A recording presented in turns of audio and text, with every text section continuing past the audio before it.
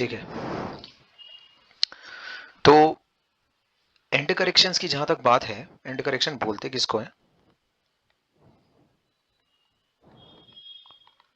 Basically होता ये है, अगर फर्ज करो तुम्हारा जो एंटी नोड है, जैसे अगर मान लेते हैं क्लोज्ड पाइप की अगर मैं बात कर रहा हूँ, तो ऐसा कुछ होगा मामला।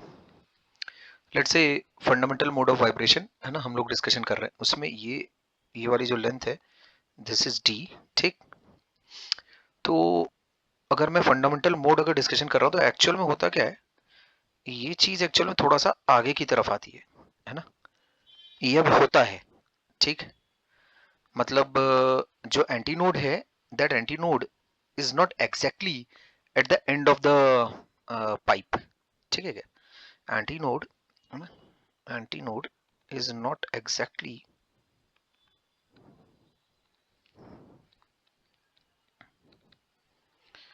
At the end. ठीक, तो ये जो मसाला है इसको बोलते हैं अपन एंड करेक्शन। ये जो चीज है ई, है ना, इसको बोलते हैं हम लोग एंड करेक्शन। ये वाली लेंथ अगर तुम्हारे पास एल है, लेंथ ऑफ द पाइप अगर एल है, तो लैम्डा बाय 4 किसके बराबर होगा? ये लेंथ कितनी है तुम्हारे पास टोटल? ये जो टोटल एल लेंथ है, प्लस ई। हाँ नहीं, एल प्लस ई तो है, लेकिन वेव आधी वेव है ना, ये आधी की आधी है, सॉरी, है ना? Lambda by 4। हाँ आधी की आधी है ना, this is half of, half of wave, नहीं, या फिर अपन ऐसा भी बोल सकते हैं इसको, ये क्वार्टर वेव है। ठीक, तो ये वाली लेंथ कितनी होगी तुम्हारे पास? Lambda by 4 equals to L plus E. बस इसमें और कुछ करना नहीं है मेरे हिसाब से। एंड करेक्शन इन जनरल लिया जाता है 30% of small D, that would be 0.3 D, ऐसा। ठीक है, तो अभी अगर मान लेते हैं मैं अगर ऐसा लिखता हूँ, मतलब lambda by 4 equals to L, तो ये गलत हो जाएगा एक्चुअल में। ठीक है ना, ये गड़बड़ हो जाएगा ये। ठीक, ये नहीं लिख सकते अब अपन, एंड करेक्शन अगर दिया हुआ हो तो। और अनलेस एंड अनटिल स्पेसिफाइड तुम 30% ही उठा लेना। मतलब अगर अभी एंड करेक्शन के साथ अगर मेरे को फंडामेंटल अगर फ्रीक्वेंसी अगर कैलकुलेट अगर करनी रही, फंडामेंटल मतलब क्या, फंडामेंटल मतलब लोएस्ट मोड ऑफ वाइब्रेशन की जो फ्रीक्वेंसी है, ठीक, वो अगर मुझे कैलकुलेट करनी रही, तो मैं कैसे करूंगा? ये कुछ ऐसा बना लूंगा, ये ऐसा। ठीक है, ई हो गया, ये एल हो गया। ठीक है बात, तो लैम्डा बाय 4 है ना इक्वल्स टू एल प्लस ई। इसका मतलब लैम्डा कितना मैं बोल सकता हूँ, 4 टाइम्स एल प्लस ई। तो इसका मतलब मेरे पास F1 कितना हो जाएगा? F1 हो जाएगा V by 4 times L plus E. ये मेरे पास फंडामेंटल आ गया है ना। और क्या कर सकते हैं इसके साथ, अगर मान लेते हैं क्लोज्ड ऑर्गन पाइप का ये फंडामेंटल फ्रीक्वेंसी हो जाएगी। ठीक है क्या? This is fundamental of closed organ pipe.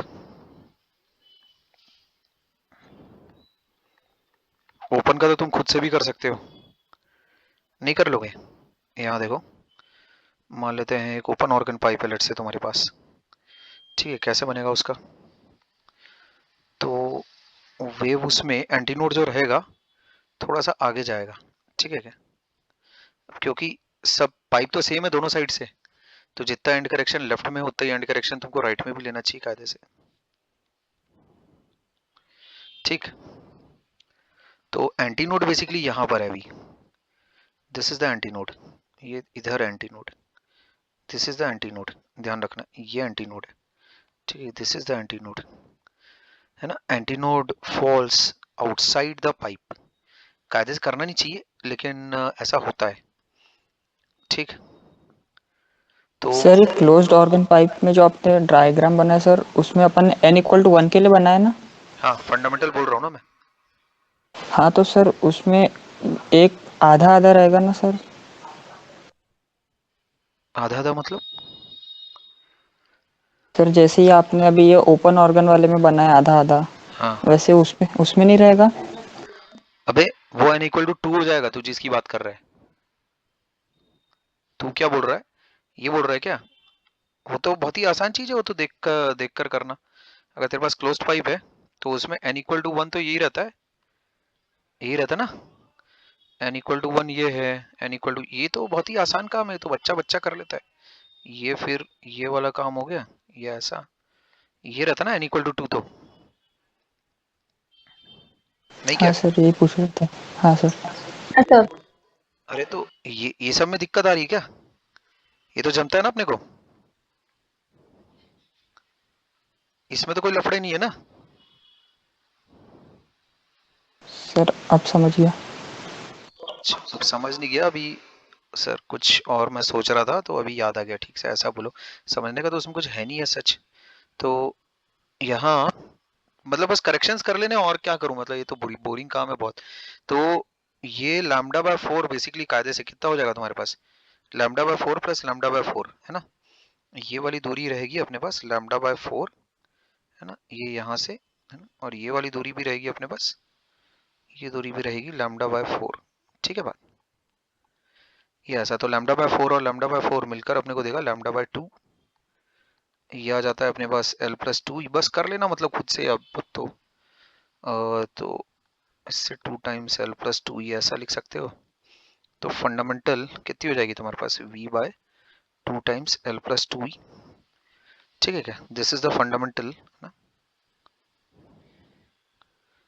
Fundamental of open organ pipe.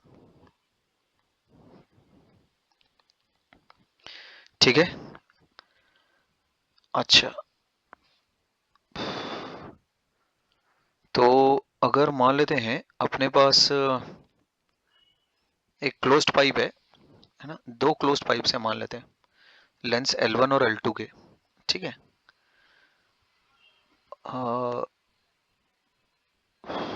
इसमें कुछ रिजल्ट्स वगैरह हैं तुम्हारी टारगेट में ही है, मैं देख रहा था एक्चुअल में। अगर तुम डाइजेस्ट ओपन करो, एक मिनट मेरे को भी ओपन करने दो, कहाँ है वो। कुछ इस पर बनाते हैं ना अपन, करके देखते हैं तब थोड़ा क्लैरिटी और आएगी।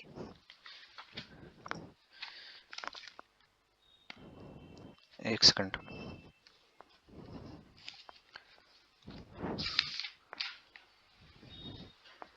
एक वो कुछ दिखा था मेरे को, एक एल्जेब्रिक रिजल्ट इस सारे ने कुछ डिराइव विराइव किया था करके।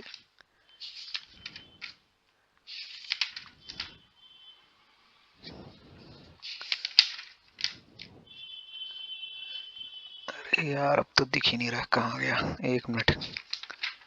सर 253 पे है। 253 पे है, हाँ दिखा दिखा दिखा दिखा।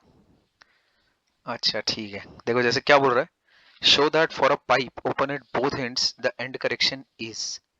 अभी L1 L2 क्या है प्रभु? है for to pipes of same diameter but different lengths L1 and L2। अच्छा, एंड करेक्शन ऑफ, अच्छा क्लोज्ड और ओपन के लिए, दोनों के लिए देखो उसने कुछ छोटे छोटे कुछ डेरिवेशंस वगैरह किए हैं। जैसे मान लेते हैं अगर मेरे पास दो पाइप है, तो दोनों पाइप में अगर मान लेते हैं मेरे पास ओपन ऑर्गन पाइप है, let's say closed organ pipe है। ठीक, क्लोज्ड ऑर्गन पाइप है।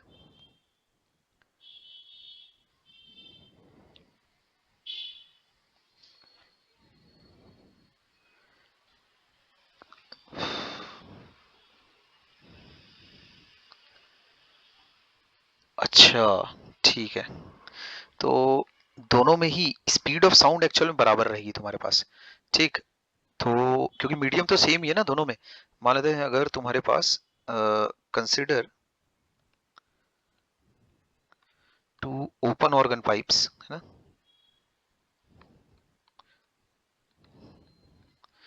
तो अगर दो ओपन ऑर्गन पाइप्स है तुम्हारे पास, दोनों को अगर तुम आजू बाजू अगर रखते हो, तो उसमें बहुत ही आसानी से कैसा वेव्स वगैरह बना सकते हो तुम। किस तरह से काम करोगे, ये ऐसा और एक ऐसा, तो यही सेम चीज तुम्हारे पास दो है ना, ऐसा है एक और। ठीक है, तो अगर दो ऑर्गन पाइप्स हैं, ये L1 लेंथ है, ये L2 लेंथ है,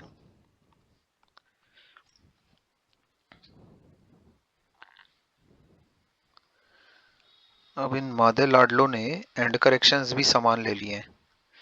एंड करेक्शंस सर इन कैसे? दोनों में फर्क क्या है लेकिन? लेंथ एक तो अलग है, ठीक है। दो ओपन ऑर्गन पाइप्स हैं L1 और L2 लेंस की, ठीक।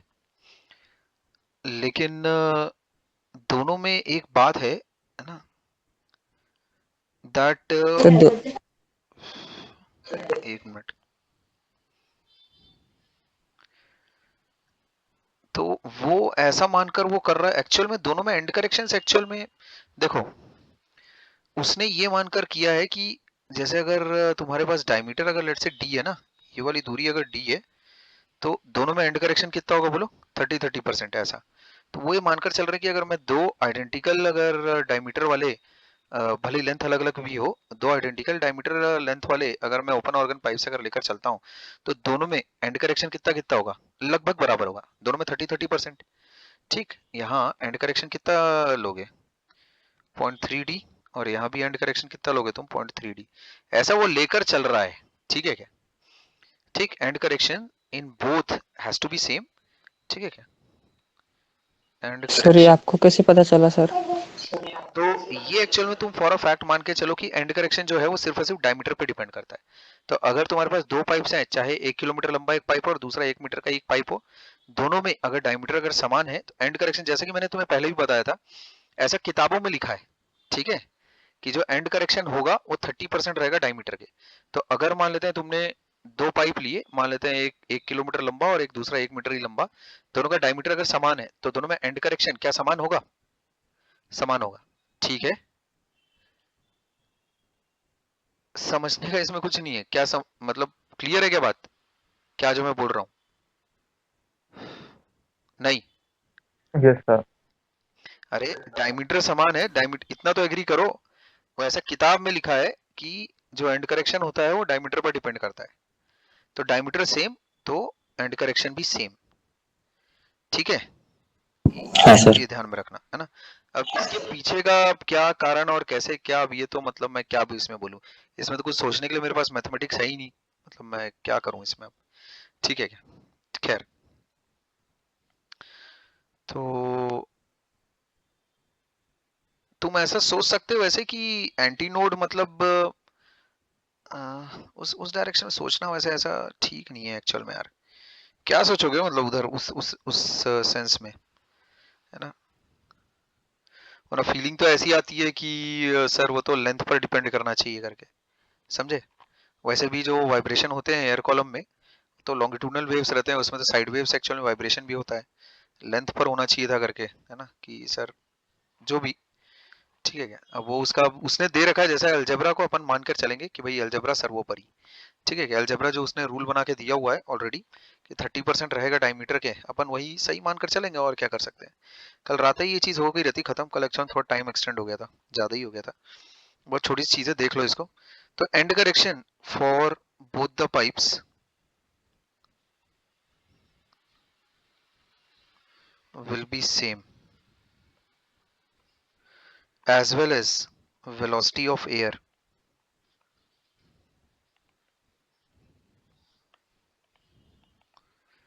inside them, ठीक है। अच्छा, तो भाई वेलोसिटी बेसिकली सिर्फ और सिर्फ मीडियम पर डिपेंड करती है, मीडियम दोनों के अंदर समान ही है। ऐसा तो है नहीं कि पहले वाले के अंदर तेल और दूसरे वाले के अंदर हवा भरी हुई है, ऐसा नहीं है। तो मीडियम सेम है ना। Why velocity of sound is same, since they both have the same medium inside them, ठीक है।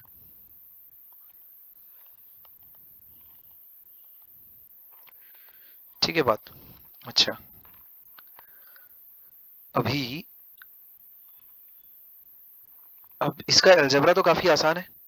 पहले वाले के लिए अगर मैं देखूं तो इक्वेशंस ऐसे लिख सकता हूँ, L1 plus 2E will be equal to lambda by 4, क्या कहते हो? और मैं ऐसा बोल सकता हूँ दैट सर हाँ, ओपन एंड है तो लैम्बडा बाय 2 होगा ना? लैम्डा बाय 2 होगा, सॉरी सॉरी, लैम्डा बाय 2 होगा। अच्छा, तो इससे मैं बोल सकता हूँ V इक्वल्स टू है ना, फ्रीक्वेंसी फंडामेंटल 1 F1। अब वो एक्चुअल में किताब वाले एक्चुअल में N1 यूज कर रहे हैं, तो N और F दोनों यूज कर सकते हैं। वैसे तो तुम भी N ही यूज करते हो फ्रीक्वेंसी के लिए। तो फंडामेंटल टाइम्स लैम्डा, लैम्डा कितना हो गया 2 टाइम्स L1 प्लस 2E, ऐसा फॉर फर्स्ट ऑर्गन पाइप। ठीक है, this is for first organ pipe.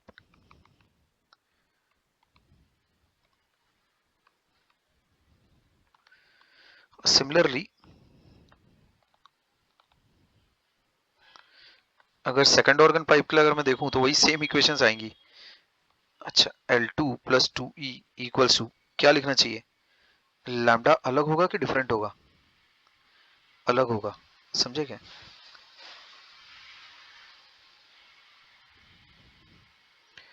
तो इसका मतलब speed of sound that will be equal to frequency second वाले की फंडामेंटल।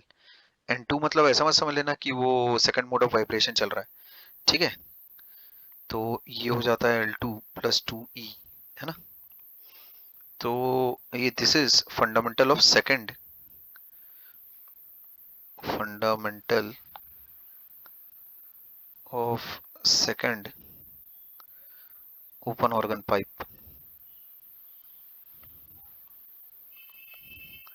ठीक है। अच्छा, है ना। तो बस अब वेलोसिटी ऑफ साउंड अगर तुम इक्वेट अगर करते हो, है ना, तो उससे अपने पास ये आ जाता है 2N1 L1 plus 2E equals, यहाँ पर एक 2 भी आएगा, 2N2 L2 प्लस 2E। बस इससे E आ जाएगा तुम्हारे पास, समझे, E आ जाता है इससे N1 L1 minus N2 L2, ठीक, equals 2E N2 minus N1। इसका मतलब E की वैल्यू मेरे पास आ जाएगी N1 L1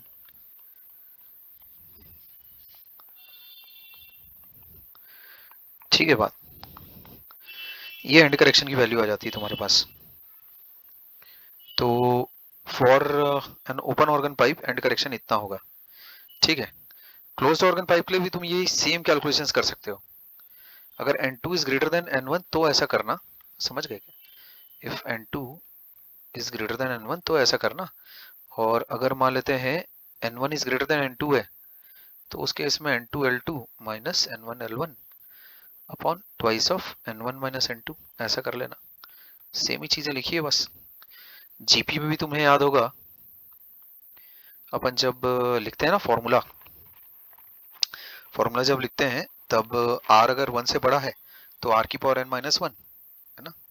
और अगर r अगर 1 से छोटा है तो 1 माइनस r की power n upon 1 minus r, ऐसा ही करते हैं ना। तो अगर तुम्हारे पास let's say closed organ pipe होता, है ना, for two identical for two closed organ pipes, यहाँ पर ऐसा लिखना चाहिए ऑफ सेम डायमीटर, है ना, consider two open organ pipes of same diameter, ये चीज जरूर लिखनी चाहिए। अच्छा, सेम डायमीटर का, ठीक है। अच्छा, यहाँ पर देखो for two closed organ pipes, दो अगर तुम्हारे पास क्लोज्ड ऑर्गन पाइप्स हैं ऑफ सेम डायमीटर,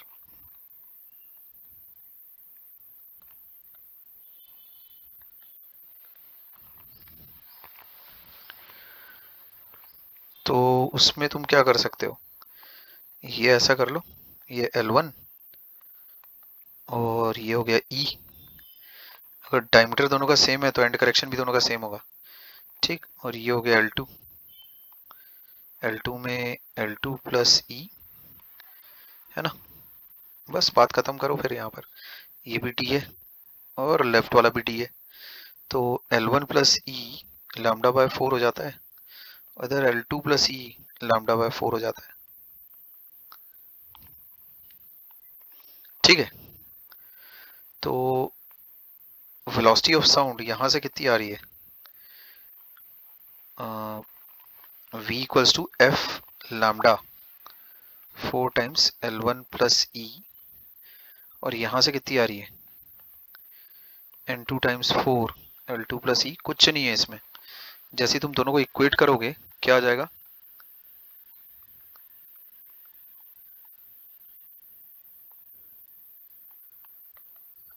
ऐसा।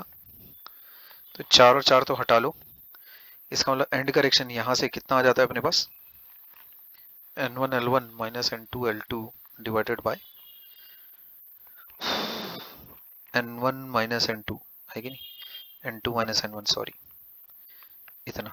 ठीक है क्या, इतना आ जाएगा अगर if N2 is greater than N1। ठीक है क्या। अच्छा, N1 और N2 है क्या, fundamental of second, fundamental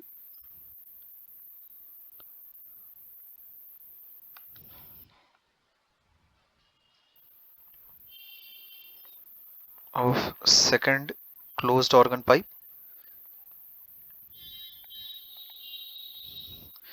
this is fundamental of first pipe. ठीक है बात।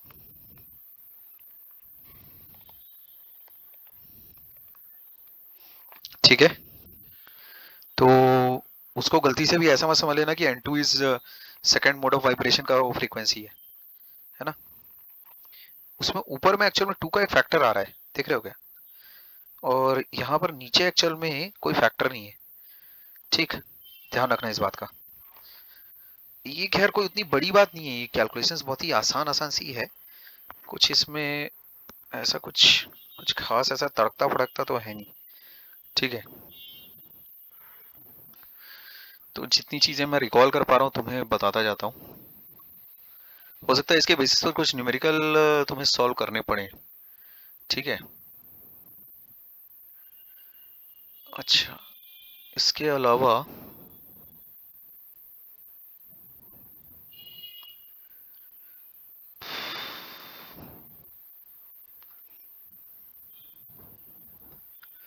इसको डी एक्चुअल में है diameter of the pipe. D क्या है तुम्हारा, डायमीटर ऑफ द पाइप है। ठीक है, समान डायमीटर वाले ही अपन कंसीडर कर रहे हैं। तो इसमें और कुछ ऐसा बताने लायक तो मुझे नहीं याद आ रहा है। ठीक है क्या बात। अच्छा, इसके बाद कल एक छोटी चीज और छूटी हुई थी, है ना। जैसे देखो, एक यहाँ पर एक सवाल और दिख रहा है मेरे को, प्रॉब्लम नंबर, ये हो गया प्रॉब्लम नंबर 60 और 61 हो गया ये। ठीक है, ये है सवाल नंबर 2, ओपन ऑर्गन पाइप है ना तुम्हारे पास, ये दिस इज प्रॉब्लम नंबर 60। ठीक है, और ये हो गया प्रॉब्लम नंबर 61। अच्छा, प्रॉब्लम नंबर 62 देखो, इसमें एक और एक अलजेब्रा वाला मसाला दिख रहा है मेरे को, देखते हैं क्या बोलता है वो। बोल रहे हैं एक क्लोज्ड ऑर्गन पाइप और एक open pipe have the same length, show that no mode of the closed pipe has the same wavelength as any mode of the open pipe. ठीक, इस तरह के सवाल बनाने एक्चुअली में बहुत मजा भी आती है क्योंकि बहुत आसान रहते हैं। देखो, एक क्लोज्ड पाइप है, एक ओपन पाइप है, ऐसा। अब दोनों की जो लेंथ है वो उसने समान ले रखी है। एंड करेक्शन के बारे में कहीं कोई बातचीत नहीं की जा रही है। We have to show that, book खोलने की तुम्हें जरूरत नहीं, सवाल में लिख देता हूँ, show that no mode of closed pipe. क्या तुम्हें समझ में आ रहा है मोड ऑफ क्लोज्ड पाइप का मतलब क्या है। No mode of closed pipe has the same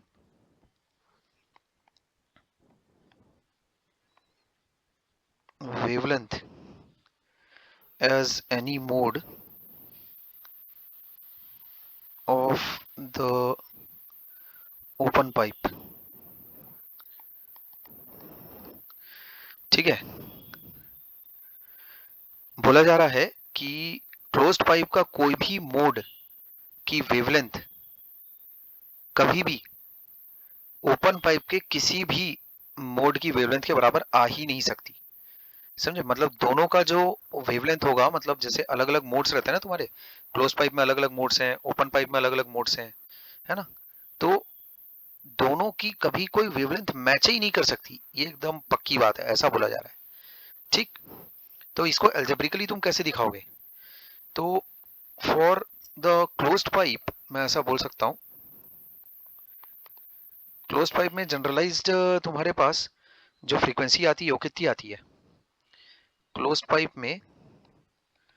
मुझे क्लोज्ड पाइप का तो पता है, उसमें तो खाली ऑड हार्मोनिक्स रहते हैं, तो F1 उसमें रहेगा, F2 F3 है ना, and so on so fourth Fn। तो F1 उसका बोलो कितना रहता है, फर्स्ट हार्मोनिक रहता है कि नहीं भाई? ये तो अपने को पता है ना, F1 कैसे लिखते हैं अपन, F1 हो गया। F2 कैसे लिखते हो तुम, 3 टाइम्स F1 लिखते हो।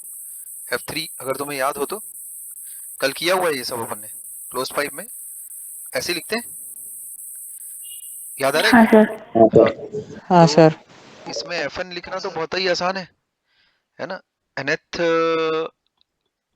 उसमें मान लेते हैं कोई इन जनरल, अच्छा F1 कितना रहता है उसमें, F1 के लिए क्या करेंगे, ये लैम्डा बाय 4 हो गया क्लोज पाइप में, और यही चीज L है, समझे क्या? तो L बराबर लैम्डा बाय 4 है, इसका मतलब पहली फ्रीक्वेंसी किसके बराबर होगी, V by lambda, V by 4L।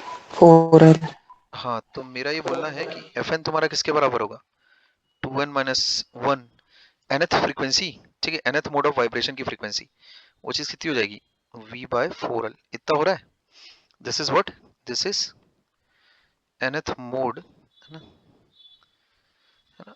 nth mode vibration frequency,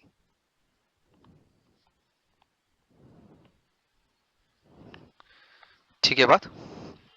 nth mode की ये फ्रीक्वेंसी है, nth mode of vibration of air column, उसकी ये फ्रीक्वेंसी है, ठीक। वेव पैटर्न है तो जाहिर सी बात है उसकी फ्रीक्वेंसी होगी, वेवलेंथ होगी, ठीक है। अच्छा, अब n की क्या क्या वैल्यूज हो सकती है, n is a natural number, ठीक है, n बराबर 1 2 3 4 ऐसा कुछ भी हो सकता है, 1 2 3 4 ऐसा कुछ भी हो सकता है n, ठीक। अगर यही सेम काम अगर मैं तुमसे बोलूं ओपन पाइप के लिए करके बताओ, तो ओपन पाइप में कैसा रहता है तुम्हारे पास हिसाब, तो बहुत ही आसान है वो। ओपन पाइप में क्या रहेगा, अपने को पता है ओपन पाइप मतलब कुछ ऐसा कठिन नहीं है, फॉर्मूला कभी याद करने की जरूरत नहीं पड़ेगी तुमको। लैम्डा बाय 2 तुम किसके बराबर रखते हो, एल के बराबर, तो इससे फंडामेंटल कितना आ जाता है अपने पास, वी बाय 2L आ जाता है, ठीक है। फंडामेंटल आ गया, तो इसमें जो फ्रीक्वेंसीज एग्जिस्ट करेंगी F1 F2 F3 F4 and so on so forth up to Fn, किस तरह से एग्जिस्ट करती है वो, F1 क्या रहता है, F1 ही रहता है, तो F1 तो F1 ही है, और F2 इज 2F1 है ना, F3 इज कितना रहता है, 3F1, F4 इज 4F1 है ना। स्ट्रिंग के केस में भी ऐसे ही रहता है, तो बहुत ही आसान है सब, नहीं, और इसी तरह से n टाइम्स F1, तो n वाला वेरिएबल हम लोग ऑलरेडी इस्तेमाल कर चुके हैं, सेम वेरिएबल मैं यूज नहीं करना चाह रहा हूँ। जैसे तुम्हारी किताब में भी pth तुम्हारा मोड ऑफ वाइब्रेशन, ठीक भाई, इसका nth मोड अगर उसके pth मोड के किसी कुछ n और p की वैल्यूज के लिए अगर बराबर आ गया, तो हो सकता है कि भाई इसका nth मोड ऑफ वाइब्रेशन की जो फ्रीक्वेंसी है क्लोज्ड वाले की, वो ओपन वाले के pth मोड ऑफ वाइब्रेशन की फ्रीक्वेंसी से मैच कर रही है, पर ऐसा होगा नहीं कभी, ठीक है, ऐसा हमें प्रूफ करना है, ठीक। तो मैं यहाँ पर देखता हूँ, एफ ऑफ पी मैं डायरेक्टली लिख रहा हूँ, कितना लिखूंगा, पी टाइम्स वो हो जाएगा वी बाय 2L, ऐसा, समझे? एल छोटा लिया है, स्मॉल की कैपिटल लिया है, अच्छा स्मॉल लिया है, ठीक है, अच्छा ठीक है, ऐसा। अपने को दिया हुआ है कि क्लोज पाइप और ओपन पाइप की सेम लेंथ है, यहाँ देखो, सेम अच्छा देखो, सेम सेम लेंथ एक्चुअल में दिया हुआ है, ठीक है क्या, दे बोथ हैव सेम लेंथ, ठीक है, दे बोथ हैव सेम लेंथ, ठीक, सेम लेंथ दी हुई है दोनों की ना, ओपन पाइप और क्लोज्ड पाइप दोनों की, ये क्लोज्ड पाइप, ये इधर ओपन पाइप, ठीक। तो दोनों की समान लेंथ तो दी हुई है, तो मेरा ये बोलना है कि किसी ना किसी n और p की वैल्यूज के लिए दोनों की फ्रीक्वेंसीज क्या पता मैच कर जाए, तो what is this, this is frequency of,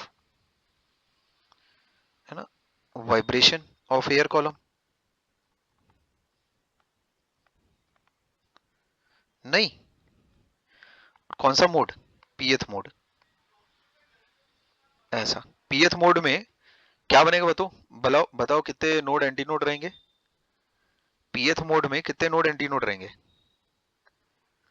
कर लोगे ना वो सब, सर P नोड रहेंगे। हाँ p नोड रहेंगे और एंटी नोड P+1। p+1, ठीक है क्या? तो वो जमा लेना, मतलब वो तो जैसे ही तुम अपना उसमें डायग्राम बनाओगे वो तो तुरंत वो चीज क्लियर हो जाती है। एनीवेज वो सब छोड़ो, मुद्दे की बात पर आते हैं। Let us assume that frequency है ना, फ्रीक्वेंसी ऑफ वाइब्रेशन है ना मैचेस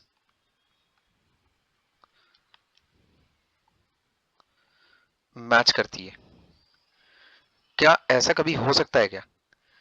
तो मान लेते हैं इसका pth मोड, ठीक है, nth मोड है ना, फ्रीक्वेंसी ऑफ क्लोज्ड मान लेते हैं मैच कर रही है pth मोड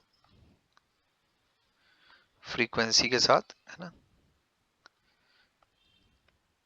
ओपन वाले की। इसका मतलब क्या है? वो उसका nth मोड कितना रहेगा तुम्हारे पास, अपने को कितना है? ये तो मेरा ऐसे ही डायरेक्टली लिखने का इतना मन कर रहा था, मैं बता नहीं सकता। ठीक है, ये ऐसा बराबर इधर कितना हो गया, pth मोड अगर उसके साथ अगर मैच कर रहा है तो v/2l ऐसा। बीच में जो मीडियम है वो तो सेम है दोनों के लिए, लेंथ भी दोनों की सेम है, तो लेंथ तो हटा लो, मीडियम सेम तो वेलोसिटी भी सेम, तो लेंथ तो हटा ही लेते हैं है ना, लेंथ तो हटा ही लो, मीडियम सेम तो वेलोसिटी भी सेम, और 4 और 2 को तो काट ही सकते हैं, 2 1 जा 2 2 जा। अच्छा तो देखो p और n क्या है, इन नेचुरल नंबर्स है, ध्यान रखना। तो यहाँ पर आता है 2p इक्वल्स 2n-1, ऐसा कुछ आ रहा है। अच्छा ये चीज आ रही है, तो अभी इसमें क्या लफड़ा है? लफड़ा ये है कि LHS देखो एक इवन नंबर है, दिखता है, LHS is an even natural number है ना, और RHS कभी इवन नहीं हो सकता, क्योंकि इवन में से एक अगर तुम घटाओगे है ना, LHS is an even natural number whereas RHS will always be an odd number, ठीक है, ऑड नेचुरल नंबर। और ऑड और इवन नंबर कभी एक नहीं हो सकते, ठीक है, कभी नहीं हो सकता। तो ये चीज कभी पॉसिबल नहीं होगी कि एक की फ्रीक्वेंसी कभी दूसरे की फ्रीक्वेंसी के मैच कर जाए। ठीक, अब फ्रीक्वेंसी लिखना तुमको तुरंत आना चाहिए किसी भी मोड ऑफ वाइब्रेशन में, जो वेव्स बन रही है उसकी वेवलेंथ क्या है, फ्रीक्वेंसी क्या है, तुरंत लिखना आना चाहिए। तो पता नहीं, जैसे अगर किसी ने बोला 100th हार्मोनिक, अपने को पता रहना चाहिए किसकी बात कर रहा है। अगर किसी ने बोला 50वां ओवरटोन, अपने को समझ में आना चाहिए कौन किसकी बात चल रही है, ठीक है। तो तुम्हारी बुक की कुछ चीजों का मैंने एक्चुअल में उदाहरण लेकर अब इस पे, और इसमें अगर कोई अगर कुछ सवाल वगैरह अगर कभी कुछ आते हैं तो तुमसे बन जाएंगे, उसमें कहीं कोई लफड़ा नहीं जा सकता अब तुम्हें। ठीक है, मैं थोड़ा सा कुछ और बातें रिकॉल कर लेता हूँ इसमें, अगर कुछ और है तो ऐसा बताने लायक है ना। यहाँ एक बार तुम्हारी किताब के पन्ने पलट के देख लेने दो, ये तो बाद में तो फिर डोपलर वगैरह आ गया है, ठीक है। एनीवेज अब देखो, एक तुम्हारे पास इसमें रेजोनेंस कॉलम ट्यूब एक्चुअल में है ही नहीं क्या, वो इन लोगों ने डाला ही नहीं है, ऐसा कैसे हो सकता है? और एक मेल्डी मेल्डी का एक एक्सपेरिमेंट भी हुआ करता था, उसको भी गायब कर दिया शायद। रेजोनेंस कॉलम ट्यूब इसमें नहीं है, ते गजब, ये तो गजब हुई गवा है। तो रेजोनेंस कॉलम ट्यूब ही नहीं है इसमें तो, चलो अच्छा ये नहीं है तो ठीक है, जान दो, हटाओ। तो फिर क्या पढ़ेंगे उसमें, फिर छोड़ो, हटाओ उसको। अच्छा तो इसके अलावा यहाँ देखो,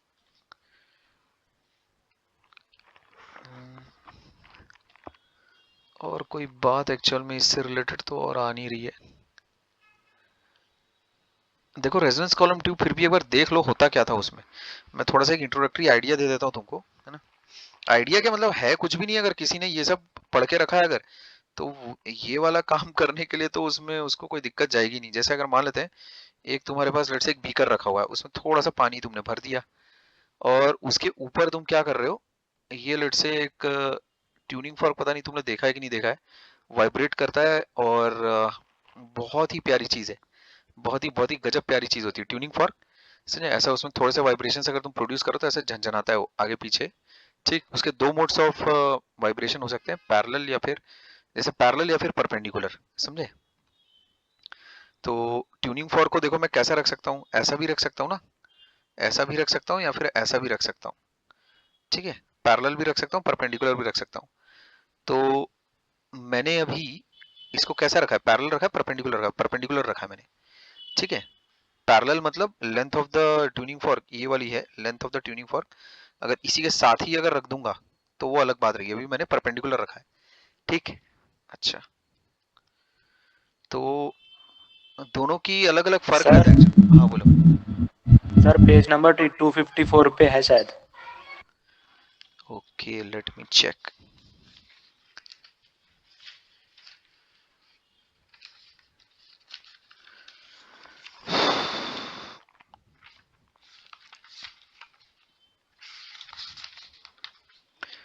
अच्छा है ये, इसने एक्टिविटी का करके ऐसा दिया हुआ है, पर हाँ ये तो चीज उसने एक्टिविटी का करके दिया हुआ है, तो मैं बता देता हूँ एक्चुअल में वो एक्टिविटी चल क्या रही है। दिस इज पेज नंबर 254, है ना? बहुत ही आसान चीज है, 2 मिनट की बस तुम देख लो। जो ट्यूनिंग फॉर्क है उसको अगर तुम इस तरह से एक पानी भरे हुए बीकर के ऊपर अगर लेकर आओगे तो उसमें भी इसी तरह की स्टैंडिंग वेव्स बनने लगती है जैसे तुमने देखी है। ये है क्या है, क्लोज्ड ऑर्गन पाइप है बस, और कुछ नहीं है, ठीक? तो उसमें मामला चलता क्या है वो मैं बता देता हूँ तुमको, ठीक है? तो एक्चुअल में होता क्या है,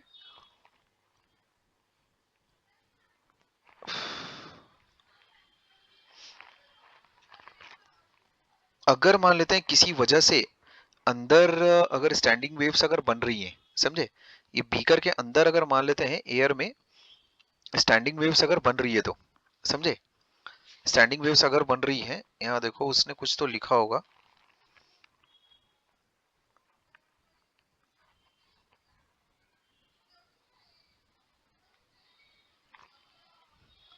देखो क्या लिख रहा है वो, take a glass tube open at both ends. अच्छा एक मिनट,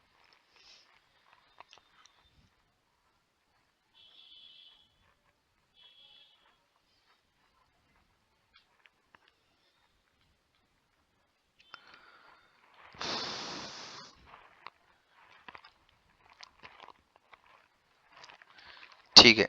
तो बेसिकली वो ये बोल रहा है कि जो वाटर कॉलम की जो हाइट है उसको हम लोग एक्चुअल में वेरी कर सकते हैं।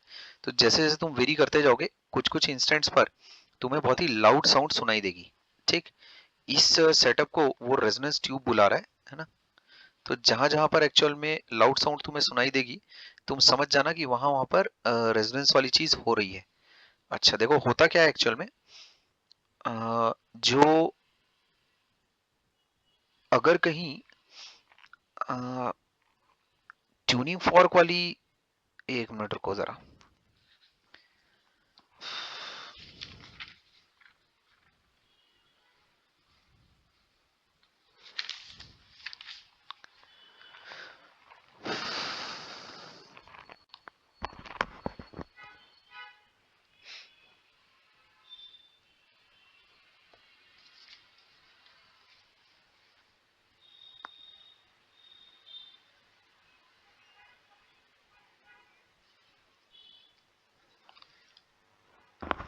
ठीक है? उसकी एक्टिविटीज को एक्चुअल में पढ़कर थोड़े अच्छे सवाल एक्चुअल में क्रिएट किए जा सकते हैं, उसमें कुछ अच्छी अच्छी बातें एक्चुअल में कर रहा है।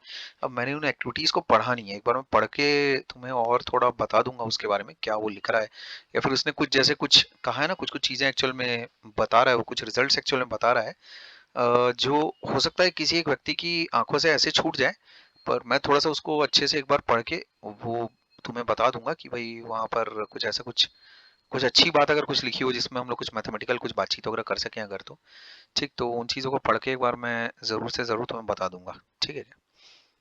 अच्छा यहाँ पर एक्चुअल में मामला कैसा चल रहा है, ट्यूनिंग फॉर्क के वाइब्रेट करने की वजह से एक्चुअल में स्टैंडिंग वेव्स क्रिएट हो रही है। यहाँ जो एयर कॉलम है वो वाइब्रेट कर रहा है तुम्हारा। अब ये कैसा है, जो रेजोनेंस ट्यूब है this behaves exactly like a closed tube, closed organ pipe, ठीक? तो क्लोज्ड ऑर्गन पाइप की तरह वो बिहेव कर रही है एकदम सेम टू सेम, ठीक है? तो बेसिकली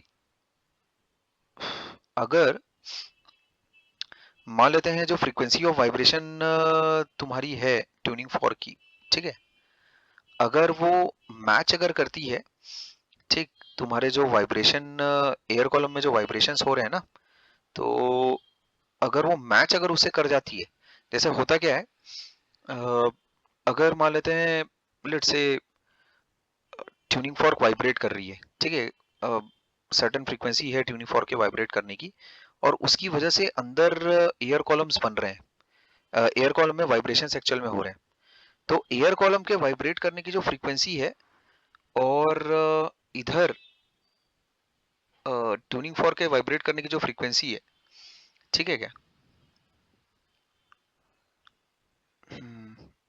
तो इसमें बेसिकली होता ये है कि अगर वो दोनों मैच अगर करती है, अच्छा मेरा उसमें ये बोलना है कि क्या फ्रीक्वेंसी जो है ट्यूनिंग फॉर्क की, क्या वो जो अ, हम लोग मोड ऑफ वाइब्रेशन से निकालते हैं ना जो फ्रीक्वेंसी, क्या वो उसके हमेशा बराबर रहनी चाहिए, या कुछ ऐसा कुछ मल्टीपल वगैरह रहनी चाहिए, या फिर ऐसा कुछ, क्या लगता है तुम्हें उसमें?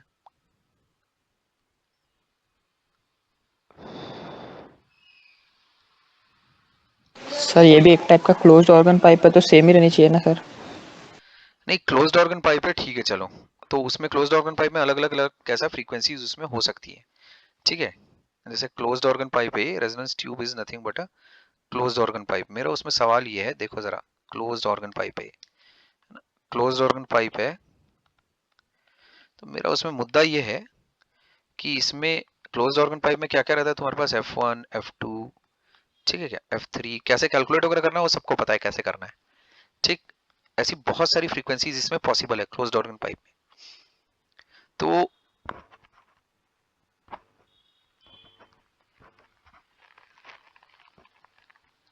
क्या ये जरूरी है कि जो फ्रीक्वेंसी ट्यूनिंग फॉर्क की है वही फ्रीक्वेंसी एक्चुअल में अंदर जो क्लोज्ड ऑर्गन पाइप में जो एयर कॉलम वाइब्रेट कर रहा है उसकी फ्रीक्वेंसी भी उसी के बराबर हो?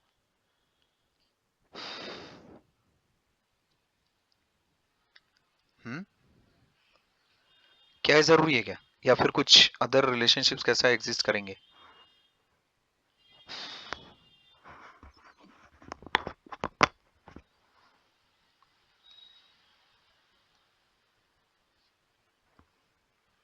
सोचो सोचो।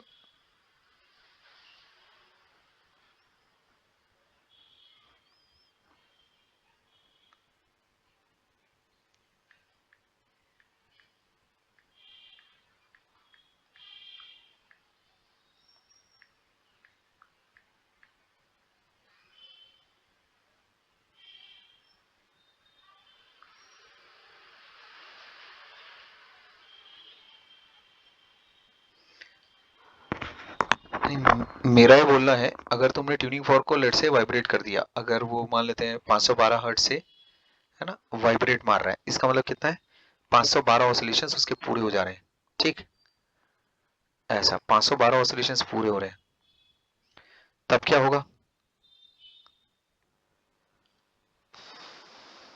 512 ऑसिलेशंस उसके पूरे हो रहे हैं एक सेकंड में, उसी को कहते हैं ना 512 हर्ट्ज वाला ट्यूनिंग फ्रीक्वेंसी, ठीक, 512 मैं इसीलिए बोल रहा हूँ बिकॉज काफी कॉमन है ये वर्ड, मतलब काफी कॉमन नंबर है ये,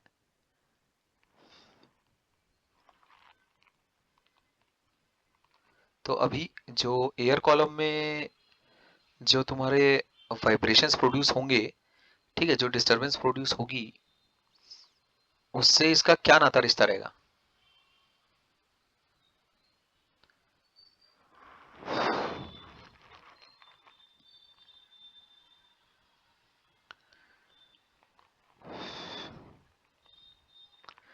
तो मेरा उसमें ये बोलना है कि जैसे क्लोज्ड ऑर्गन पाइप अगर तुम्हारे पास है, उसकी जो नेचुरल सेट ऑफ फ्रीक्वेंसीज हैं, उसके अलावा अगर किसी दूसरी फ्रीक्वेंसी के साथ अगर आप ट्यूनिंग फॉर्क को अगर वाइब्रेट कराओगे, तो नो डाउट उसमें अंदर वाइब्रेशंस तो प्रोड्यूस होंगे, पर वो डिस्टॉर्टेड वाइब्रेशंस होंगे, समझे, मतलब उसमें जो बेसिकली सुपर पोजिशन है वो उतना अच्छा नहीं होगा, जैसे होगा क्या कि अगर मान लेते हैं दोनों की फ्रीक्वेंसी अगर समान है, मतलब मान लेते हैं ट्यूनिंग ट्यूनिंग फॉर्क तो कोई भी फ्रीक्वेंसी ले सकता है ना, ठीक, ट्यूनिंग फॉर्क तो तुम किसी भी फ्रीक्वेंसी के साथ वाइब्रेट करा सकते हो, वो तो भाई जो वाइब्रेटर है जो ऑसिलेटर है है ना, वो जिस गति से आगे पीछे घूम रहा है ट्यूनिंग फॉर्क उसी गति से आगे पीछे घूमेगा भाई। जैसे अपना हाथ है, तुम हाथ से अगर ट्यूनिंग फॉर्क को हिला रहे हो तो जो तुम्हारे हाथ की फ्रीक्वेंसी वो तुम्हारे ट्यूनिंग फॉर्क की फ्रीक्वेंसी, इसमें कोई डाउट ही नहीं है। लेकिन जो क्लोज ऑर्गन पाइप है उसमें जो एयर कॉलम है वो उसकी कुछ नेचुरल फ्रीक्वेंसीज ऑलरेडी सेट है।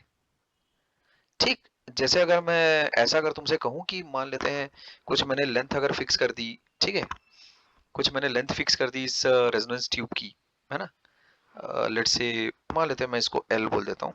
ठीक, लेट्स से इस लेंथ को मैं एल बोल देता हूँ, L1। ठीक है, पानी की लेंथ अभी कैसा मैं कम करते जाऊंगा धीरे धीरे। तो जैसे मैं अगर इसको L1 बोल देता हूँ, ये पानी है यहाँ पर भरा हुआ ऐसा, ठीक है, बीकर में पानी ऐसा भरा हुआ है, ठीक है। तो मान लेते हैं ये वाली लेंथ अगर मैं L1 बोल रहा हूँ ऐसा, L1 तो आराम से मेजर की जा सकती है।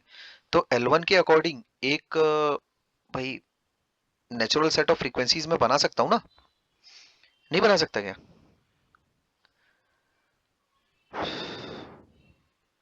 जैसे अगर मान लेते हैं, देखो अब एयर कॉलम के अंदर एक्चुअल में कौन से मोड ऑफ वाइब्रेशन में वेव्स बनेगी, है ना, ये तुम कैसे निकाल सकते हो? उसमें ये पॉसिबल फ्रीक्वेंसीज हो सकती हैं, ये बात तो तय है।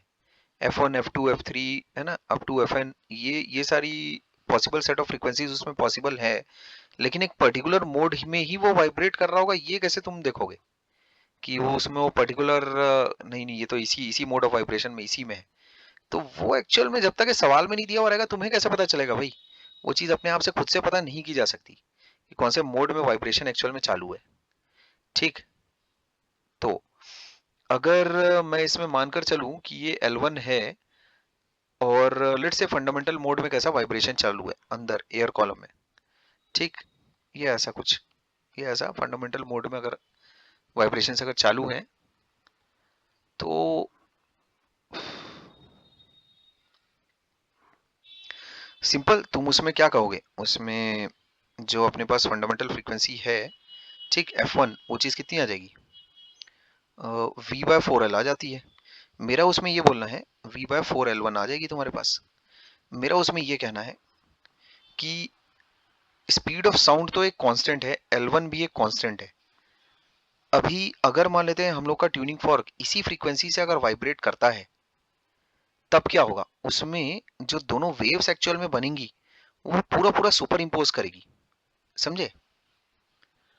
और उससे बेसिकली जो डिस्टरबेंस प्रोड्यूस होगा वो कैसा एम्पलीफाइड रहेगा। तो यही डिस्टरबेंस एक्चुअल में हमारे कानों तक भी पहुंचता है। तो ये एम्पलीफाइड डिस्टरबेंस जब हमारे कानों तक पहुंचेगा तो अपने को ऐसा लगेगा कि लाउड कैसा आवाज आ रही है। डिस्टरबेंस की जो मतलब एम्पलीट्यूड है वो एक्चुअल में इंक्रीज करेगी। ठीक, जैसे कभी भी अगर कंस्ट्रक्टिव इंटरफेरेंस अगर होता है तो उसमें जो एम्पलीट्यूड रहती है वो जितनी होनी चाहिए उससे बढ़ जाती है। तो डिस्टरबेंस की एम्पलीट्यूड अगर बढ़ेगी तो जो प्रेशर डेंसिटी वेरिएशन है वो एक्चुअल में बढ़ जाएंगे। तो हमारे कानों तक एक्चुअल में जो डिस्टरबेंस पहुंच रहा है अब वो ज्यादा पहुंचेगा। उसी को तुम ऐसा कहोगे कि the sound which you will be hearing will be now louder. ठीक, अच्छा, अब उसमें एक मुद्दा अभी भी ये आएगा कि मैंने फर्स्ट मोड ऑफ वाइब्रेशन ही क्यों कंसिडर करवाया, ठीक है, कि ये फर्स्ट मोड में ही क्यों ऐसा वाइब्रेट करेगा करके। ठीक, सर आपने इसी में ऐसा क्यों नहीं किया कि n=2 वाले के लिए आप वो वाली फ्रीक्वेंसी भी तो उठा सकते थे, ठीक है। तो इधर तुम्हारी किताब में तो एक्चुअल में ऐसा कुछ इधर दिया नहीं है, कुछ टेक्स्ट वगैरह, है ना, कुछ भी नहीं लिखा है यार इसमें। तो ये तो मैंने पूरा पढ़ भी लिया अभी अभी। सच कुछ ऐसा ऊपर से तो कुछ खास लिखा नहीं है उसमें। मुद्दे की बात बस ये रहती है कि जो उसकी नेचुरल सेट ऑफ फ्रीक्वेंसीज रहती है, जो एयर कॉलम के वाइब्रेशन की नेचुरल सेट ऑफ फ्रीक्वेंसीज रहती है ना, F1 F2 F3 ऐसा। तो अगर लेट्स से अगर ट्यूनिंग फॉर्क अगर इसी फ्रीक्वेंसी के साथ अगर वाइब्रेट अगर कर रहा है तब तुम कैसे एक लाउड साउंड सुनते हो। ठीक, बस इतनी सी बात रहती है इस पे। अगर कुछ मैं निकाल सका कुछ और अच्छा तो रुको सोचने दो मेरे को।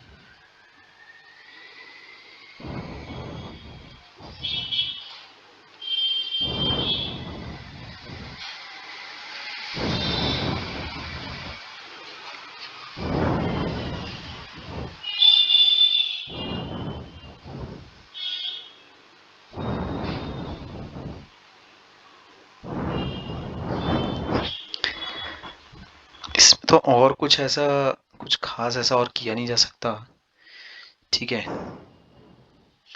इसी से थोड़ा सा रिलेटेड मैथमेटिक्स एक्चुअल में की जा सकती है ना।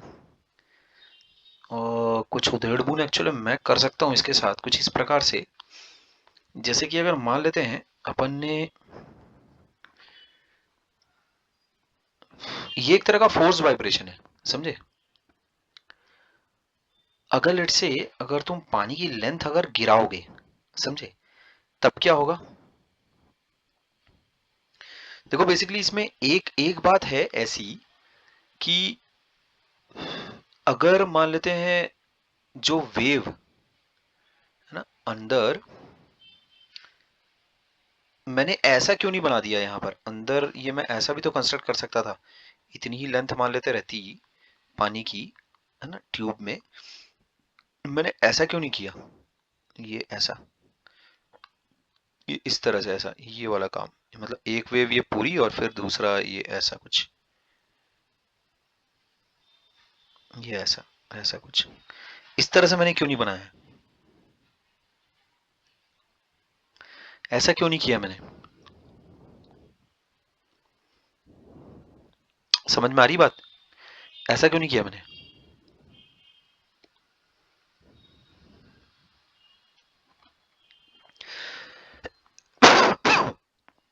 वो फंडामेंटल को अज्यूम करके बनाते होगे शायद। नहीं नहीं नहीं, मैं ये बोल रहा हूँ जैसे मैं अगर ट्यूनिंग फॉर्क को अगर वाइब्रेट अगर कर रहा हूँ, ठीक है, तो उसमें मैं ये n इक्वल्स टू 1 क्यों बनाया मैंने, n इक्वल्स टू 2 वाली मोड ऑफ वाइब्रेशन भी तो बना सकता था, क्यों नहीं बना रहा हूँ मैं, या n इक्वल्स टू 3 4 ऐसा कुछ क्यों नहीं कर रहा हूँ।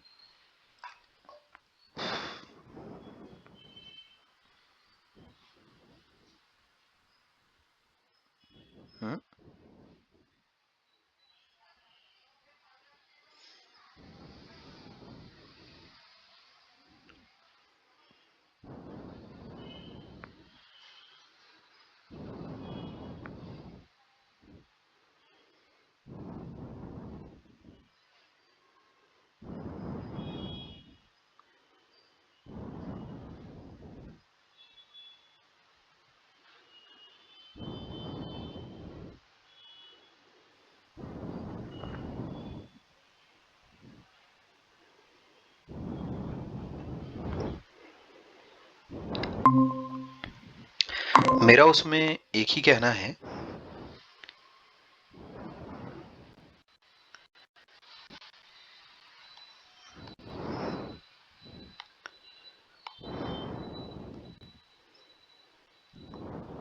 मुझे ऐसा लगा रिक्वेस्ट आई एक और,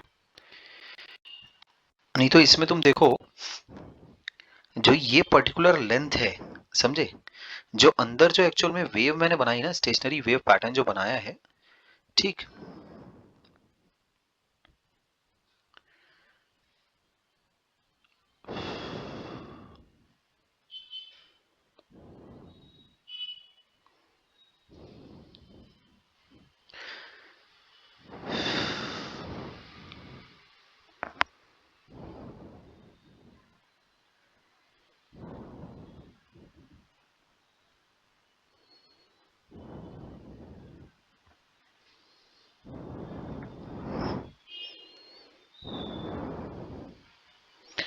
देखो एक्चुअल में क्या हो रहा है, एक मिनट है ना,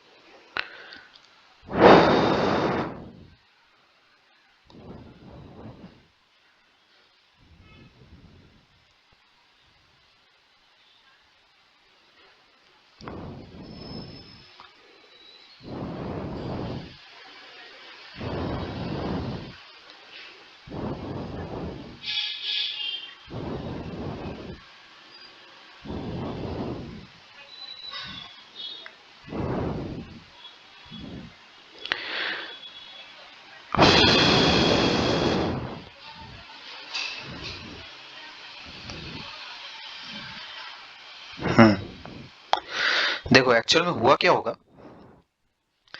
इनिशियली जब तुम्हारे पास वो ट्यूनिंग फॉर्क ने वाइब्रेट करना शुरू किया है, तब उसकी वजह से जो एयर कॉलम है अंदर उसके वाइब्रेशंस होने शुरू हो गए होंगे। ठीक है, अच्छी बात है। पर क्या उस वक्त ये ऐसा आधा, ये जो क्वार्टर वेव मैंने बनाया है, क्या ये बना होगा क्या? क्या हमेशा मतलब किसी भी लेंथ के लिए वो चीज वो क्वार्टर वेव बन जाएगी क्या? ऐसा नहीं है। ठीक, जैसे एक पर्टिकुलर लेंथ के लिए एक पर्टिकुलर लेंथ ऑफ, जैसे मैं ये बोल रहा हूँ, हम लोग जो वाटर कॉलम की जो लेंथ है उसको एडजस्ट कर सकते हैं अलग अलग हाइट्स पर। ठीक है, जितनी हाइट उसकी बढ़ाओगे लेंथ उतनी कम होगी। मेरा उसमें ये बोलना है कि एक्चुअल में देखो होगा क्या।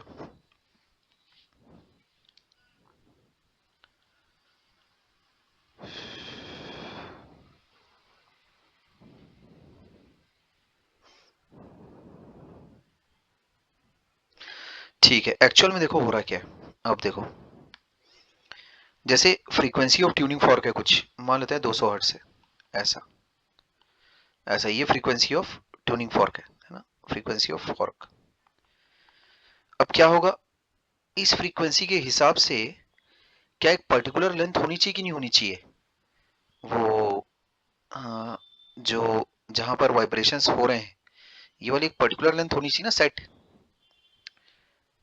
भाई मैं क्या बोल रहा हूँ, जैसे अगर वाइब्रेशंस जस्ट शुरू हो रहे हैं, ठीक, तो उसमें जैसे अगर फॉर्क की एक सर्टेन एक फ्रीक्वेंसी है, तो मुझे ये वाली फ्रीक्वेंसी कब मिलेगी?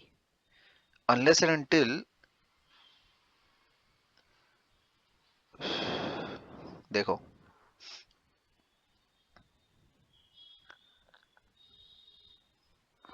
यहां पर देखो, अगर मान लेते हैं ये frequency of tuning for 200 hertz है, मान लेते हैं 200 हर्ट्ज है। अच्छा, तो क्या होगा, वेलोसिटी ऑफ साउंड वो तो मेरे पास कांस्टेंट है, फिक्स्ड है मेरे पास, वो मेरे पास कांस्टेंट है। ठीक है, क्योंकि मीडियम मीडियम तो वही है, वो मेरे पास कांस्टेंट है, वी कांस्टेंट है। अब देखो मैं ये बोल रहा हूं, ट्यूनिंग फॉर्क की फ्रीक्वेंसी वो भी एक कांस्टेंट है। ठीक है क्या, ये अपन बढ़ा घटा नहीं रहे, अपन एक ही चीज वेरी कर सकते हैं, ये भी कांस्टेंट ये भी कांस्टेंट, अपन एक ही चीज वेरी कर सकते हैं, ये वाली हाइट। तो ये वाली हाइट तुम वेरी कर सकते हो, अगर इसको हाइट को बढ़ाओगे जाहिर सी बात है लेंथ घटेगी, है ना, और अगर हाइट को घटाओगे तो लेंथ बढ़ेगी। ठीक, ये मुद्दा है ऐसा। तो एक्चुअल में सिनेरियो चला कैसा होगा, अगर मेरे पास एक एक फ्रीक्वेंसी है, तो सबसे पहले एक्चुअल में जो मोड ऑफ वाइब्रेशन आता है वो कौन सा वाला आता है? ये वाला आता है, यही आएगा ना, ये वाला मोड ऑफ वाइब्रेशन आएगा सबसे पहले। मेरा उसमें ये बोलना है कि इस मोड ऑफ वाइब्रेशन के लिए जो फ्रीक्वेंसी है वो ऑलरेडी सेट रहेगी। कितनी रहेगी, जैसे अगर ये वाली लेंथ है स्मॉल एल, ऐसा, तो फ्रीक्वेंसी कितनी रहेगी, f will be equal to v by 4L। समझ पा रहे हो? तो मेरे को एक बात बताओ, अगर फ्रीक्वेंसी ऑफ फॉर्क 200 हर्ट्ज है, तो अंदर का जो एयर कॉलम जो वाइब्रेट मार रहा रहेगा, वो उसमें अगर एक लेंथ, अगर एक पर्टिकुलर, जैसे अगर मैं लेंथ को अगर एडजस्ट करूंगा, और इस तरह से अगर मैंने एडजस्ट किया सच दैट ये भी कैसा 200 हर्ट्ज को अगर मैच कर देगा, तब क्या होगा, तुम समझ रहे हो? जैसे इनिशियली जब वो ट्यूनिंग फॉर्क एक्चुअल में वाइब्रेट करना जब शुरू करेगा, ठीक, तब जो अंदर जो एयर कॉलम की जो फ्रीक्वेंसी रहेगी वो उसके बराबर तो रहेगी नहीं। ठीक, अच्छा, लेकिन अगर मैंने मान लेते हैं जो पानी का जो है लेंथ, उसको कैसा घटाया बढ़ाया, और उसमें अगर ऐसा हुआ कि मैं मान लेते हैं एकदम शुरू से घटा, मतलब मैंने क्या करके रखा है कि पूरा पहले फुल था वो बीकर, और उसके बाद धीरे धीरे धीरे धीरे जो लेंथ है वो कैसा मैं बढ़ाता जा रहा हूँ क्लोज्ड ऑर्गन पाइप की, या फिर ये कहो कि जो हाइट ऑफ वाटर कॉलम है उसको मैं धीरे धीरे घटाता जा रहा हूँ। तो एक्चुअल में क्या होगा, एक पॉइंट ऐसा आएगा, एक सर्टन लेंथ ऐसी आएगी जब तुम्हारे पास जैसे वेलोसिटी ऑफ साउंड मान लेते हैं 340 है, तो डिवाइड बाय 4 टाइम्स एल, और ये मान लेते हैं मेरे को लाना है 200 के बराबर। तो एल की वैल्यू कितनी आ जाएगी अब मेरे पास, ये 0 हटा लो, एल की वैल्यू आ जाती है 34/80। ठीक है, तो इसको अगर तुम देखो 34/80, ठीक है क्या, तो 42.5 सेंटीमीटर आ रहा है। मेरा ये बोलना है कि जब मैं लेंथ को बढ़ाते हुए, क्लोज्ड ऑर्गन पाइप की लेंथ को बढ़ाते हुए जब 42.5 सेंटीमीटर तक ले आऊंगा, तब क्या होगा, तब उसमें ये पैटर्न जनरेट हो जाएगा, समझे। अच्छा, तब एक्चुअल में जो फ्रीक्वेंसी है तुम्हारे ट्यूनिंग फॉर की, वो अब देखो मैच कर रही है इसकी फ्रीक्वेंसी के साथ, इसी की फ्रीक्वेंसी के साथ, मतलब जो नेचुरल फ्रीक्वेंसी है तुम्हारे एयर कॉलम के वाइब्रेशन की, उसके साथ वो मैच कर रही है, समझे। जब तक कि ऐसा नहीं होगा तब तक कि जो एयर पार्टिकल्स हैं वो वाइब्रेट तो करेंगे, ऐसा नहीं बोल रहा हूं कि मैं वो वाइब्रेट नहीं करेंगे, बट रेजोनेट नहीं करेंगे ट्यूनिंग फॉर्क के साथ। रेजोनेट वो कब करेंगे, जब रेजोनेट का मतलब उनका एम्पलीट्यूड एक्चुअल में बढ़ जाएगा, समझे क्या, कि किस तरह से बढ़ जाएगा। जैसे अगर मान लेते हैं कि भाई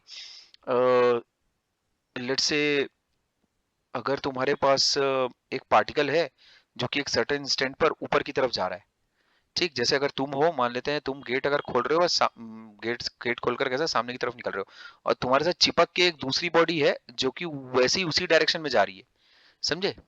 मतलब जो वाइब्रेशन जो है वो वैसा ही सेम वाइब्रेशन तुम्हारे साथ चिपक के वो दूसरी बॉडी भी कर रही है।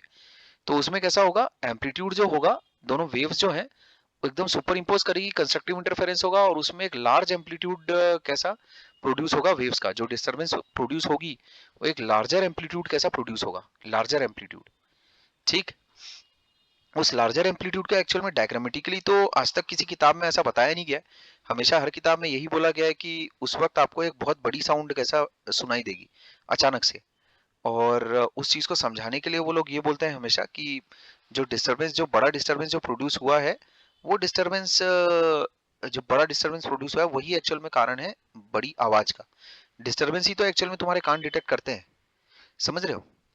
तो जैसे ही ये लेंथ एक्चुअल में 42.5 सेंटीमीटर होगी, ठीक, एयर कॉलम की जो नेचुरल फ्रीक्वेंसीज का जो सेट है उसमें से एक ये वाली फ्रीक्वेंसी हो गई अब 200 हर्ट्ज, समझ गए क्या। ये 200 हर्ट्ज किस तरह से हुई, मैंने एल को वेरी करवाया ना, पहले मैंने पानी पूरा कैसा है भर के रखा हुआ है, पूरा वाटर ट्यूब में, पूरा जो वाटर कॉलम है पूरा ऊपर तक भर के रखा हुआ है, ठीक।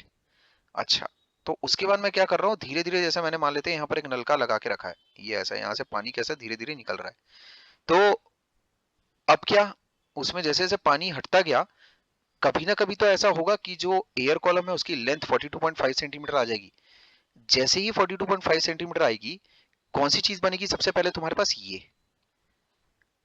क्यों ये बनेगी, क्योंकि मिनिमम लेंथ पर जहां पर तुम्हारे पास नेचुरल फ्रीक्वेंसी तुमको मिलेगी, वो कौन सी वाली, फर्स्ट मोड की तो मिलेगी।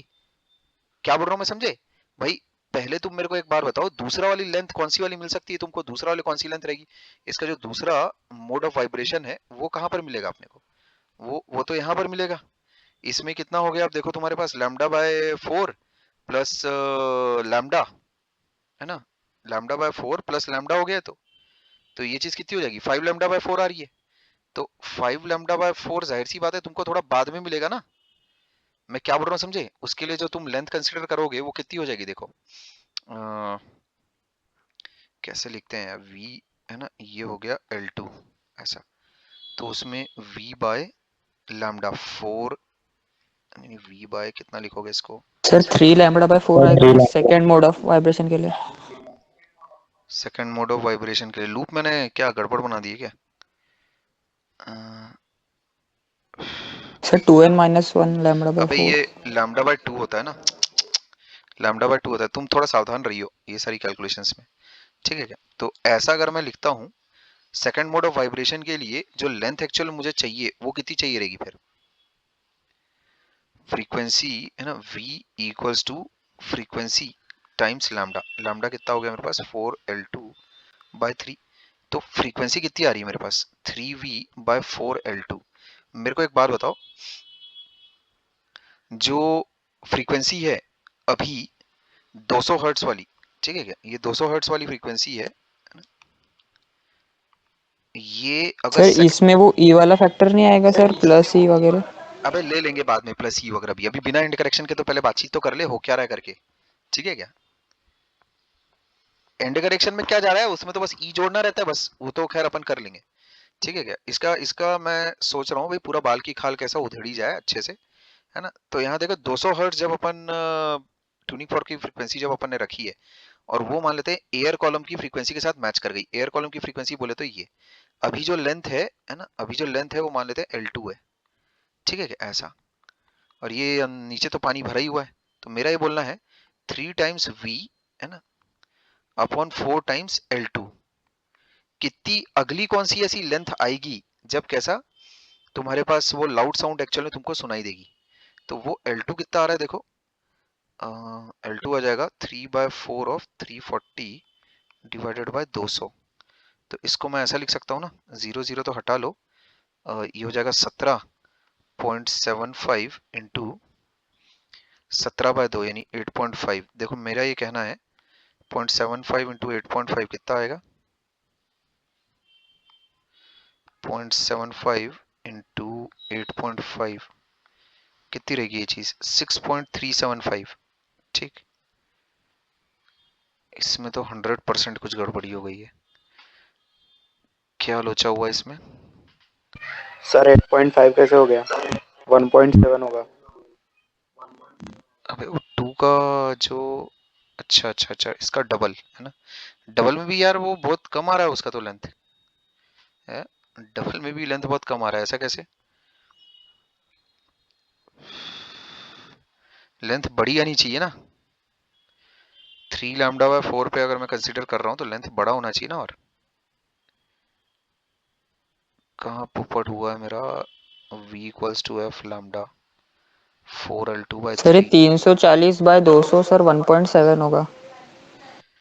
अबे तो एक जीरो था ना मेरे पास, अरे वो ठीक है यार, वो 1.7 हो गया तो उसका डबल हो जाएगा बस। मेरा ये बोलना है कि और थोड़ा बड़ा आना चाहिए, इसको हटा देते हैं। यहाँ कितना आ रहा है देखो, L2 कितना आ रहा है अपने पास, L2 आएगा 3/4 340/200 ऐसा। तो ये जीरोस अगर तुम हटा दो, है ना, ये हो गया 17 1.7 ऐसा ना, ये 1.7, हाँ सर। हाँ 1.7, तो 1.7 इंटू 0.75, ठीक। इसको कंक्लूड करने के नजदीक है हम लोग अभी, ये लेकिन बहुत छोटी लेंथ है। 0.275 2 पॉइंट्स ऐसा आ रहा सर। हाँ अच्छा मैं भूल गया था, ये मीटर में है ना ये, क्योंकि ऊपर नीचे मीटर पर सेकंड है। अभी ठीक है, अभी ठीक है, 127.5 सेंटीमीटर आ रहा है ये, ठीक है क्या, वही वही वही। ये यहाँ देखो, जो 340 है वो मीटर पर सेकंड लिया रफली, speed of sound in air इतनी रहती है, रफ एक आइडिया मैं तुमको दे रहा था। और जो रफ तुम्हारा ऑसिलेशंस का जो फ्रीक्वेंसी रहता है रफ, 200 हो गया, 256 हो गया, है ना, 512 ऐसा कुछ भी हो सकता है वो तो। मेरा ये बोलना है तुमको कि जैसे अगर तुम मान लेते हैं ऊपर, मान लेते हैं बीकर तुम्हारे पास पूरा भरा हुआ है। अब मेरे पास एक्चुअली कुछ डाटा है, उस डाटा के जरिए मैं तुमको एक्चुअली समझा सकता हूँ कि हो क्या रहा है। जैसे अगर बीकर अगर तुम्हारे पास पूरा ऊपर तक भरा हुआ है, तब तो एयर कॉलम ही नहीं है, तो एयर कॉलम का वाइब्रेशन की तो बात ही नहीं कर सकते। तो अभी जो बेचारा मेरा ट्यूनिंग फॉर्क है वो वाइब्रेट पर वाइब्रेट मारा जा रहा है, कहीं कुछ हो ही नहीं रहा है। अब मैंने क्या किया, मैंने भाई एयर कॉलम की जो लेंथ है वो अब धीरे धीरे ग्रो करनी शुरू की, समझे। By decreasing the height of the water column I am now gradually increasing the length of the air column, ठीक। जहां पर स्टैंडिंग वेव पैटर्न बनेगा उसकी लेंथ अब धीरे धीरे मैं क्रिएट करता जा रहा हूँ। But what is the minimum length which I require, what is the minimum length which I require in order to produce, है ना, वो फंडामेंटल मोड ऑफ वाइब्रेशन, वो मिनिमम लेंथ कौन सी लेंथ है, पहली length. First mode of vibration. हाँ उसके लिए मुझे कौन सी लेंथ की एक्चुअल में रिक्वायरमेंट होगी, मुझे एक्चुअल में चाहिए, कहाँ गया वो 40 कुछ आया था ना 40 सेंटीमीटर, 42.5 सेंटीमीटर जब तक ये लेंथ नहीं बनेगी, क्या फंडामेंटल मोड ऑफ वाइब्रेशन क्या सेट हो पाएगा क्या? जो मिनिमम फ्रीक्वेंसी स्टैंडिंग वेव वाली चाहिए मेरे को उस पैटर्न की जो नेचुरल फ्रीक्वेंसी है, क्या 42.5 सेंटीमीटर के पहले क्या वो चीज अचीव हो पाएगी क्या? नहीं सर। हाँ, नहीं। तो मेरा ये बोलना उसमें, अभी तो तुम समझ ही गए होगे मैं क्या कर रहा हूँ। तो इसमें जब तक कि लेंथ ऑफ एयर कॉलम तुम्हारे पास 42.5 सेंटीमीटर नहीं आई है, उसके पहले फोर्स ऑसिलेशन तो हो रहा होगा, एक पार्टिकल दूसरे पार्टिकल को धक्का मार रहा होगा, लेकिन जो वेव पैटर्न बन रहा होगा वो ऐसा वेव पैटर्न नहीं बनेगा। ठीक, ये स्टैंडिंग वेव्स इस तरह से ऐसी नहीं बनेगी। होगा क्या, जब तुमने लेंथ ऑफ एयर कॉलम मान लेते 42.5 सेंटीमीटर जब जनरेट कर लिया, ठीक, तुम उसमें पहला मोड ऑफ वाइब्रेशन ही पहले क्यों जनरेट करोगे? अबे ऑब्वियस है, तू अगर लेंथ ऑफ एयर कॉलम को अगर बढ़ा रहा है तो 0 के बाद 1 आता है, 1 के बाद 2 आता है, समझ रहे हैं क्या? 2 के बाद फिर 10 आता है, 10 के बाद 20, 20 के बाद 30, फिर 40, फिर 42.5 आता है। तू पहले पहले यहां तक कैसे पहुंचेगा ये बता मेरे को, है? क्या मेरी बात समझ में आ रही है? तुम क्या पहले यहां तक पहुंचोगे क्या? तू काउंटिंग मान लेते 0 1 2 3 4 से शुरू कर रहा है, तो पहले बता तुम 42.5 तक पहुंचेगा कि 127.5 तक पहले पहुंचेगा? अबे 42.5। 42.5। 42.5 तक जब तुम पहले पहुंचे, तो उस लेंथ पर होने की वजह से जो फ्रीक्वेंसी ऑफ जो तुमको वाइब्रेशंस मिल रहे हैं, उस फ्रीक्वेंसी के लिए फ्रीक्वेंसी ऑफ ट्यूनिंग फॉर्क जितना है, एयर पार्टिकल्स की फ्रीक्वेंसी भी उतनी रहेगी वाइब्रेट करने की। समझ गए? ठीक है, ये बात ध्यान में रखना, पहली बात, इंपॉर्टेंट बात, कि उसमें जिस फ्रीक्वेंसी के साथ ट्यूनिंग फॉर्क वाइब्रेट कर रहा है उसी फ्रीक्वेंसी के साथ तुम्हारे एयर पार्टिकल्स भी वाइब्रेट कर रहे होंगे। अच्छा, तो फ्रीक्वेंसी मेरी सेट है। अब वो फंडामेंटल मोड ऑफ वाइब्रेशन तुम देखो सबसे पहली बार आ रहा है 42.5 सेंटीमीटर पर। उसके बाद क्या होगा?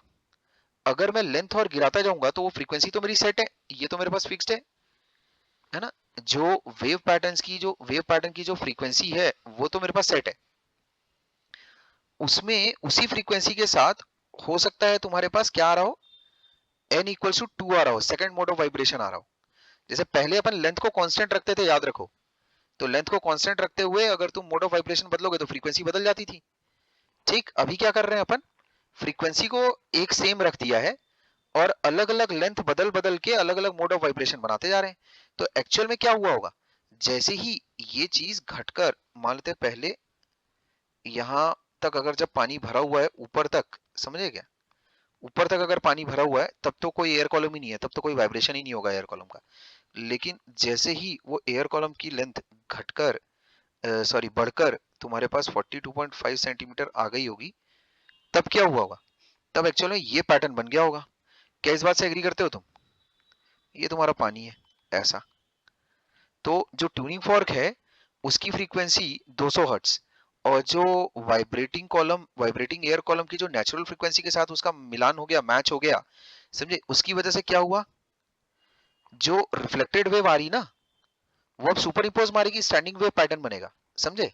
थोड़ा से, ठीक है, अगर लेंथ ऑफ एयर कॉलम अगर 42.5 सेंटीमीटर अगर है, तो क्या होगा, वो स्टैंडिंग वेव पैटर्न एक्चुअल में क्रिएट होगा।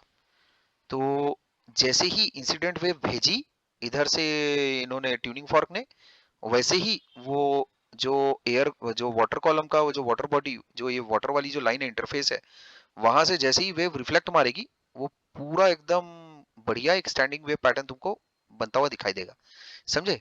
तो जब ये स्टैंडिंग वेव पैटर्न बनेगा, जब जब बनेगा, तब तब एक्चुअल में तुम्हारा वो जो लाउड साउंड है वो तुमको सुनाई देगी। ठीक है, तब तक तुमको एक बहुत तेज आवाज कैसा सुनाई देगी। ठीक, अच्छा, अब अगर मान लेते हैं तुमने इसकी लेंथ को और कम अगर किया, मान लेते हैं अब जो ये वाली लेंथ है, लेट से अब तुम्हारे पास 127.5 सेंटीमीटर अगर हो गई, तब एक्चुअल में क्या चीज जनरेट हो रही होगी तुम्हारे पास, तब ये बन रहा होगा एक्चुअल में इस तरह का पैटर्न, ये सर ऐसा। लेंथ बढ़ाई ना।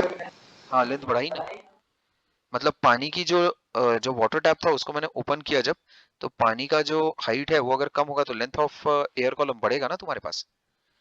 तो अभी जो अगला वेव पैटर्न, अब ये तो बहुत ही आसान काम है, उसके बाद ये वेव पैटर्न बन जाएगा तुम्हारे पास कुछ ऐसा। क्या मेरी बात पल्ले पड़ रही है? और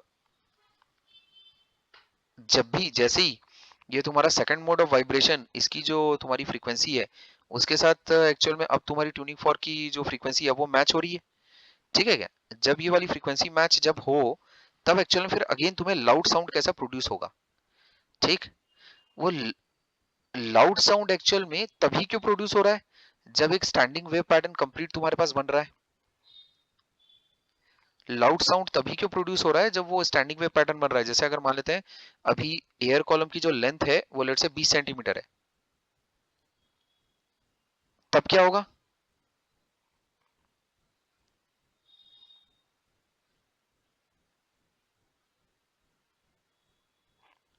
20 सेंटीमीटर है तो और आवाज आएंगी। नहीं, तब आवाज तो आएगी एक्चुअल में, लेकिन वो लाउड साउंड जो है वो नहीं होगा, समझे? तो एक्चुअल में वो लाउड साउंड होने का एक्चुअल में रीजन क्या है? वेव सुपर इम्पोज कर जाते हैं। हाँ, अब वो सुपर इम्पोज करके, लेकिन उसके आगे एक्चुअल में थोड़ा और खोदा खादी की जा सकती है क्या? सुपर इम्पोज तो हो रहा है वो। सुपर इम्पोज से अगर तुमको फिर वही चीज अगर मान लेते हैं किसी एकदम छुटकन बच्चे को समझाना हुआ, तब उसको कैसे समझाओगे तुम?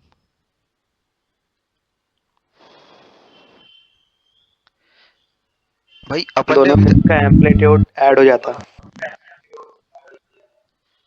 एक मिनट एक मिनट।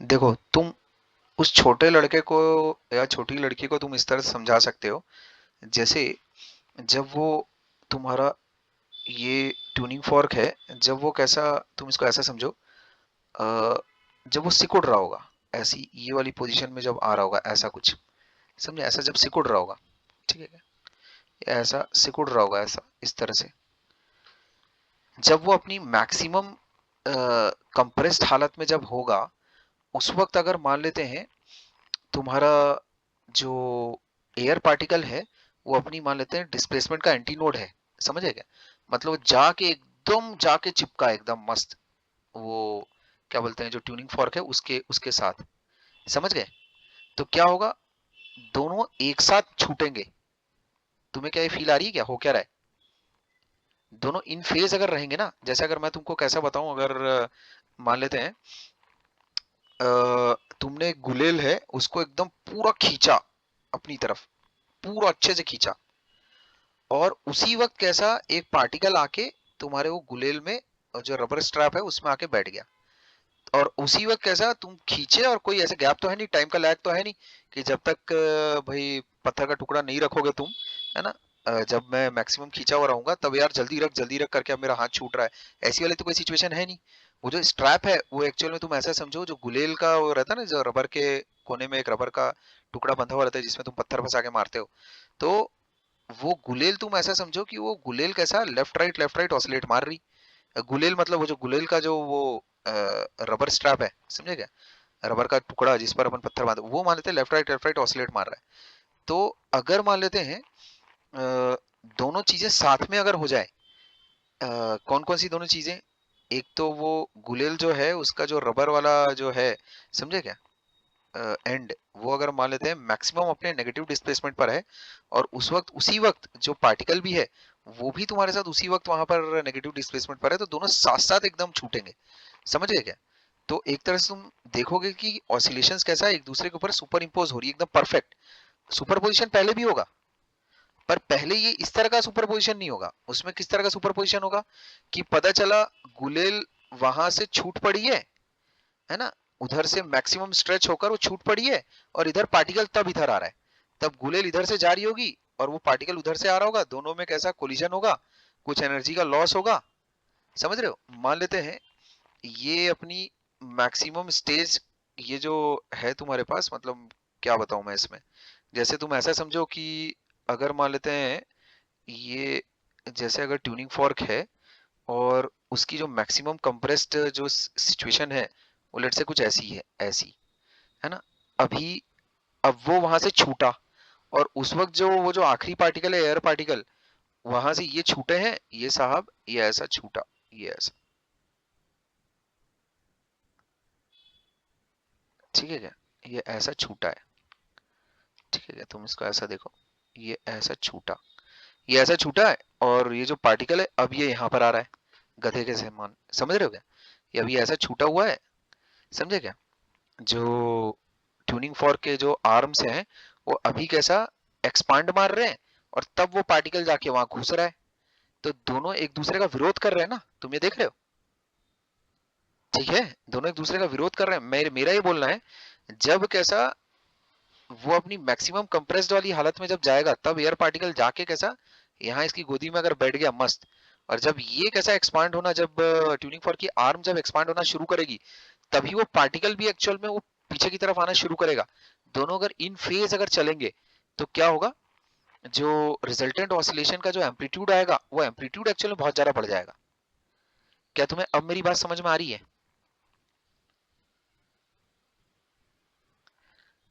नहीं। इन फेज का मतलब क्या होता है, इन फेज का मतलब होता है दो पार्टिकल अगर इन फेज कहीं पर अगर हैं तो उनकी जो डायरेक्शन ऑफ वेलोसिटीज है ना, जो फेज है बेसिकली वो एकदम एक समान है, ठीक, इन फेज उसी को कहते हैं। अगर दोनों एक दूसरे का विरोध कर रहे होंगे तो उसमें जब रिजल्टेंट एक्चुअल में आएगा, ठीक, जो रिजल्टेंट आएगा वो कुछ कम हो जाएगा।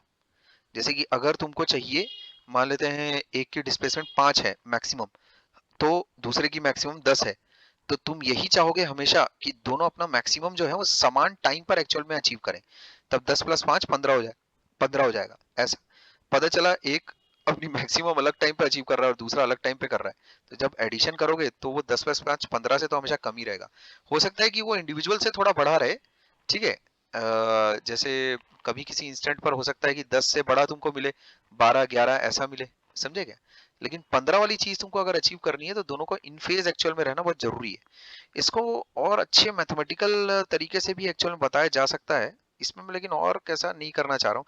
तुम उसमें बस इतना ध्यान में रखो, जैसे ही तुम एक्चुअल में एयर कॉलम की जो लेंथ है उसको जब बढ़ाना शुरू करोगे तब क्या होगा, जब तुम्हारे पास 42.5 सेंटीमीटर अचीव होगा, कैसे आया है 42.5 सेंटीमीटर, मैंने फ्रीक्वेंसी पहले ही सेट करके रखी, फ्रीक्वेंसी सेट करके रखी मैंने, अब लेंथ जब मैं जैसे जैसे चेंज करूंगा तो वैसे वैसे मुझे नेचुरल जो क्या बोलते हैं मोड्स हैं वो एक एक करके ऑप्टेन होने शुरू हो जाएंगे।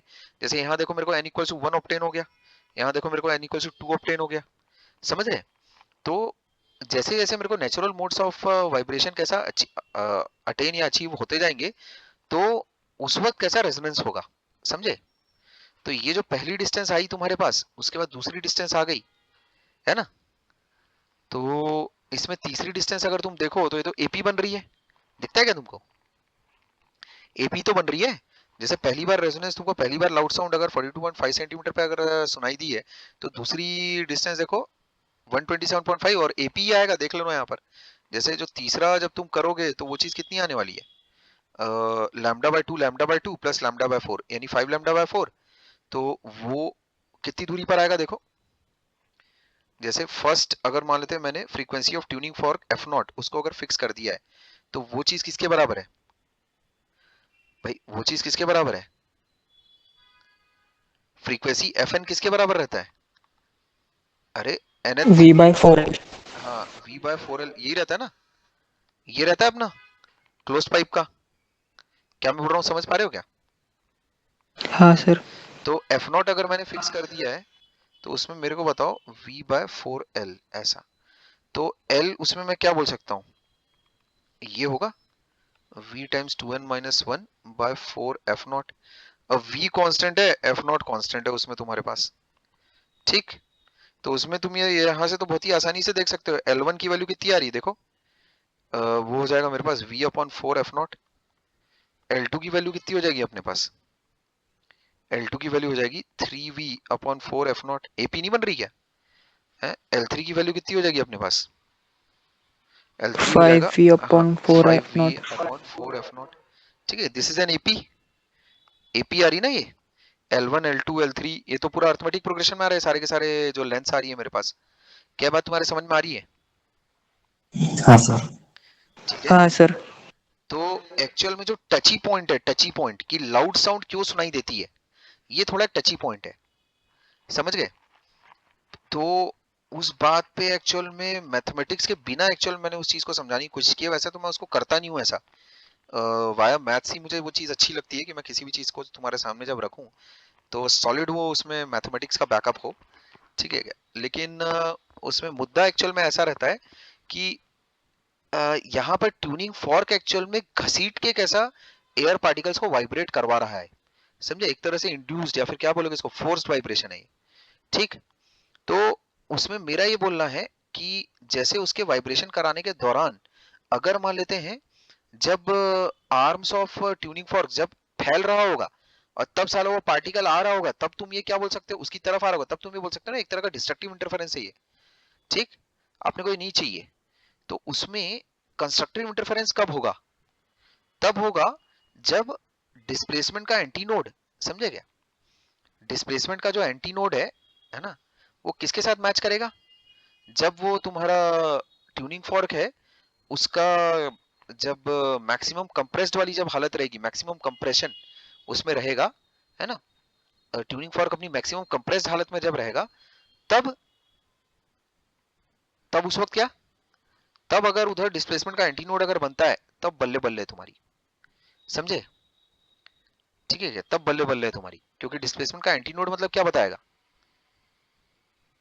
डिस्प्लेसमेंट का एंटी नोड मतलब क्या बताएगा, मैक्सिमम डिस्प्लेसमेंट। मैक्सिमम डिस्प्लेसमेंट पर फिर वो पार्टिकल है।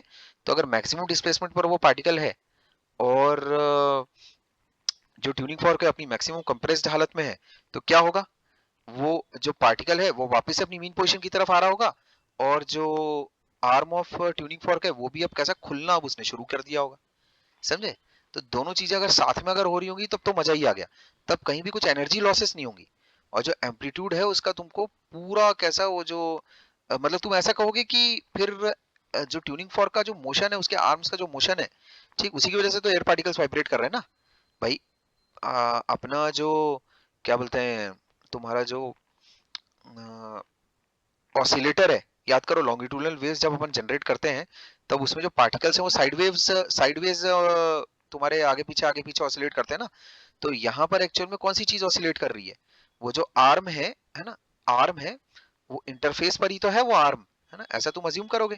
ये जो है ये इंटरफेस पर ही है ये वाला आर्म, ऐसा तुम अज्यूम करो, समझे। तो ये आर्म जब एक्चुअल में अंदर बाहर ऐसा, है ना, जब कंप्रेस और एक्सपांड करेगी, ये आर्म है ना, ये ऐसा, ये आर्म कैसा अंदर बाहर ऐसा वो ऑसिलेट मारेगी आगे पीछे। तो इसी तरह से लॉन्गिट्यूडनल वेव्स इसी वजह से जनरेट होंगे। क्या मेरी बात तुम्हें समझ में आ रही है क्या, अरे क्या मेरी बात तुम्हें समझ में आ रही है। जो आर्म्स ऑफ तुम्हारे पास ट्यूनिंग फॉर्क है वो एक्चुअल में साइडवेज कैसा, साइडवेज तुम्हारा ऑसिलेट करेगा। तो जो एयर पार्टिकल्स, जो एयर में जो पार्टिकल्स है, एयर कॉलम में जो पार्टिकल्स है वो भी फिर कैसा साइडवेज अपना वाइब्रेशन करना शुरू करेंगे और फिर लॉन्गिट्यूडनल स्टैंडिंग वेव्स फिर जनरेट होनी शुरू होंगी।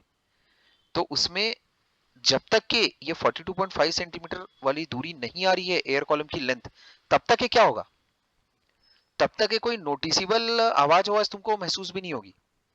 बिकॉज जो इंटरफेरेंस होगा, है ना, जो इंटरफेरेंस होगा नो डाउट उस दौरान भी क्या बोलते हैं रिफ्लेक्टेड वेव आएगी और सुपरपोजिशन वगैरह उस टाइम पे भी चल रहा होगा। बट उस टाइम पे कोई नोटिसेबल कुछ ऐसा तुम नोटिस नहीं करोगे, मतलब कुछ ऐसा कुछ ध्यान देने लायक बात कुछ नहीं होगी। ऐसा कबूम कब होगा, बूम कब बजेगा, बूम तब बजेगा जब 42.5 सेंटीमीटर अचीव होगा। उसी वक्त पे क्यों बूम बजेगा, बिकॉज उस वक्त पे जो अ, तुम्हारा ट्यूनिंग फॉर्क का जो आर्म्स है वो परफेक्टली इन सिंक रहेगा with the oscillating air particle, एकदम मतलब दोनों एकदम साथ में निकलेंगे एकदम थाए से, समझे क्या। तो उस वक्त जो एम्पलीट्यूड अपने को मिलेगा, एम्पलीट्यूड ऑफ जो वाइब्रेशंस मिलेंगे वो कैसा ज्यादा मिलेंगे अपने को, समझे क्या। बेसिकली स्टैंडिंग वेव पैटर्न बन जाएगी, स्टैंडिंग वेव पैटर्न तो बनेगा ही बनेगा। और ठीक उस वक्त तुम ऐसा बोल सकते हो कि स्टैंडिंग वेव पैटर्न बनने के साथ साथ भाई इसमें तुम ऐसा बोल सकते हो ज्यादा आवाज सुनाई देगी, अभी भी वो थोड़ा सा कैसा है, थोड़ा सा उसमें दर्द अभी भी है, समझेगा, ज्यादा आवाज सुनाई देगी। इस चीज को तुम और अच्छे से कैसे बता सकते हो,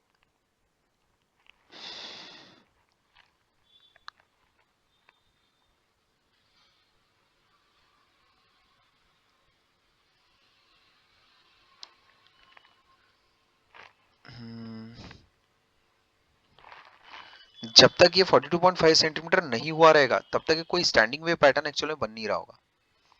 ठीक, तो इसको एक तरह से मैं ऐसे भी समझा सकता हूँ कि उसके पहले तक एक्चुअल में कुछ ना कुछ एनर्जी के लॉसेस हो रहे होंगे।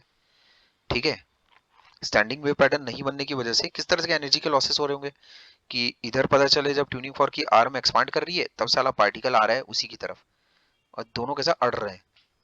ठीक है, अड़ने वाली सिचुएशन है, कुछ ना कुछ एनर्जी का लॉस होगा। तो जो amplitude of vibration of air particles हैं वो उस वक्त कुछ कम हो जाएंगे, उतने अच्छे मिलेंगे नहीं अपने को। डिस्टरबेंस जितनी ज्यादा है यानी जो ऑसिलेशन का एम्पलीट्यूड जितना ज्यादा होगा, ठीक, उतना अच्छा है ना मेरे लिए। तो जब ये सिचुएशन होगी मेरे पास 42.5 सेंटीमीटर वाली, तब एक्चुअल में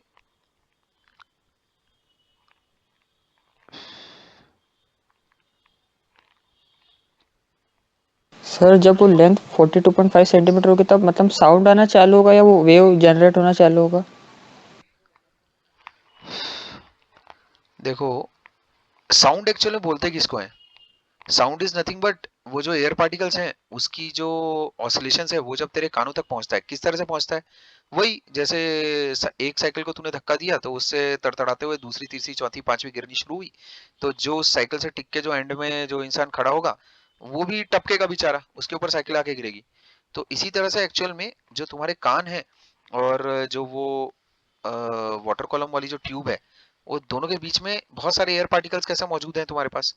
तो जो वाइब्रेशंस हैं, जो वाइब्रेशंस हैं वो तुम्हारे कानों तक किस तरह से पहुंच रही है? वो जैसे ही एयर पार्टिकल जब वाइब्रेट कर रहे होंगे तब उसमें जो ये वाला पार्टिकल है इसने कैसा सामने वाले को धक्का दिया होगा, इसने फिर तुम इसने और दूसरे सामने वाले को धक्का दिया होगा and so on so fourth. ऐसा करते हुए तुम्हारे कान के पास जो एयर पार्टिकल्स हैं फिर वो मूवमेंट उनकी शुरू हुई होगी, फिर उसमें उसकी मूवमेंट को फिर तुम्हारी ईयर ड्रम्स वगैरह कैच करते हैं। फिर ठीक, जो ऑसिलेशंस होते हैं उसको फिर कन्वर्ट किया जाता है वाया कौन सी तो नर्व वर्व रहती है, इलेक्ट्रिकल पल्स में उसको फिर कन्वर्ट करते हैं। जो वाइब्रेशंस आते हैं ईयर ड्रम वगैरह में, वाइब्रेशंस जो आते हैं ईयर ड्रम वगैरह में उसको इलेक्ट्रिकल पल्स में कन्वर्ट किया जाता है। फिर उसके बाद फिर वो ब्रेन इंटरप्रेट करता है उसको in the form of sound.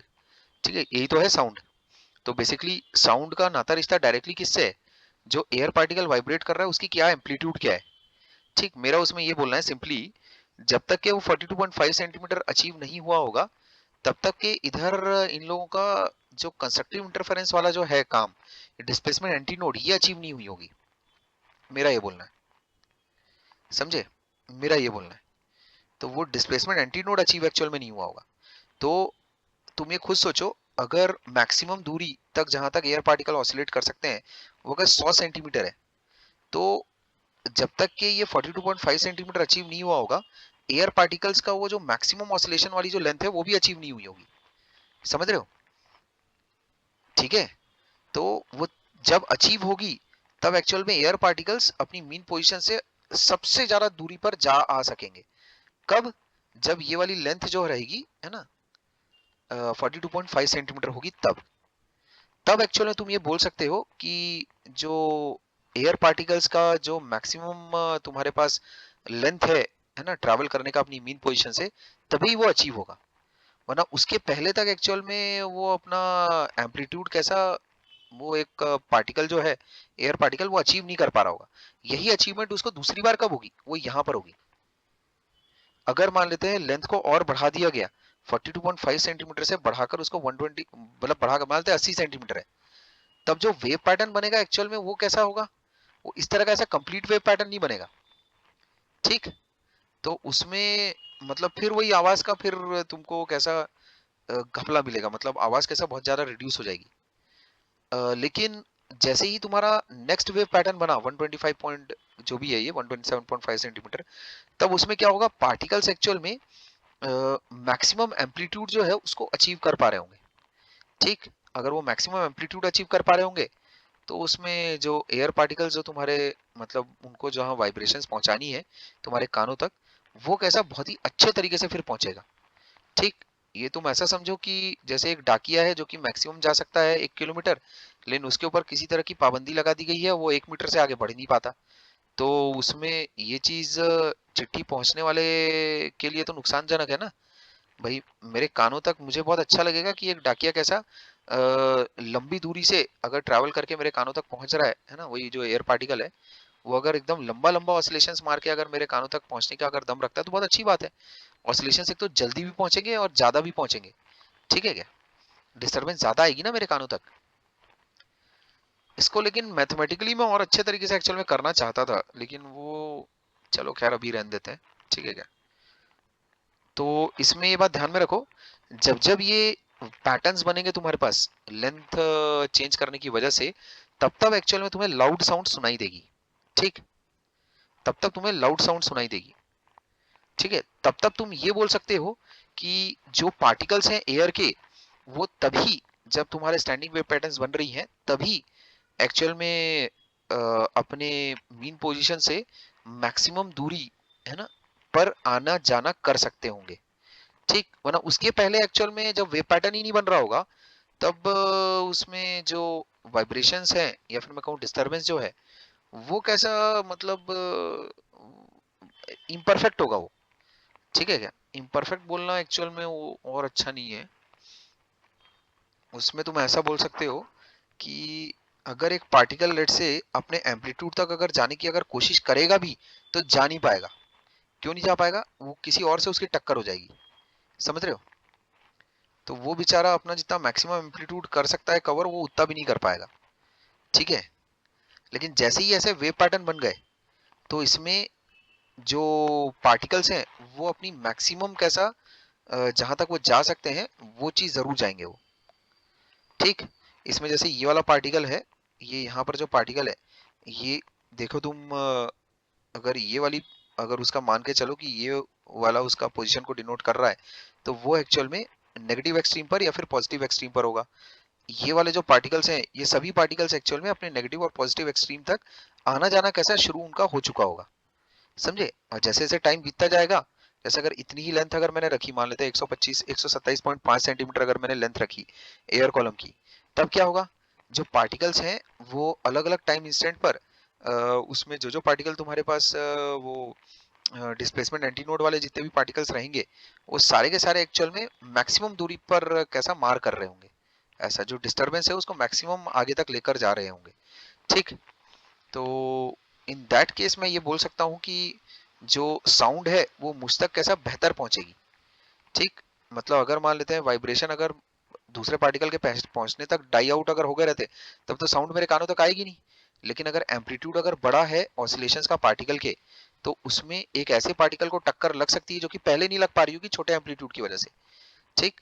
तो अभी बड़ा एम्पलीट्यूड अगर हो गया पार्टिकल का, तो अब वो कैसा, अब डाकिया क्या है, पहले हो सकता है किसी घर तक नहीं जा पा रहा हो चिट्ठी पहुंचाने, क्योंकि उसको तुमने 1 मीटर तक लिमिट करके रख दिया है। लेकिन जब जब वेव पैटर्न्स एक्चुअल में इस तरह के बनेंगे, स्टैंडिंग वेव पैटर्न्स, तब तब जो डाकिए की जो लिमिट है वो 1 किलोमीटर तक है, ठीक है क्या, पहुंचाने की वाइब्रेशन को। तो वो लंबा लंबा जाएगा और दूर दूर तक कैसा डिस्टरबेंस फैलाकर आएगा। तो उसमें जो आवाज है तुम उसको ऐसा कहोगे कि फिर लाउड आती है करके, ठीक? इसमें ये बात ध्यान में रखना, फ्रीक्वेंसी ऑफ ऑसिलेशन जो है वो सेट है already, because of the frequency of tuning fork, ठीक है? ऑलरेडी सेट है वो। इसके बियॉन्ड तो और मैं कुछ इसमें और यार इसका और नहीं उधेड़ सकता इसको, ठीक है क्या? इसको मैं इसकी समरी बोलकर ये ऐसा लिखवा देता हूँ तुम्हें, ठीक है क्या? इसकी समरी 1 मिनट में लिखवा देता हूँ, ठीक है?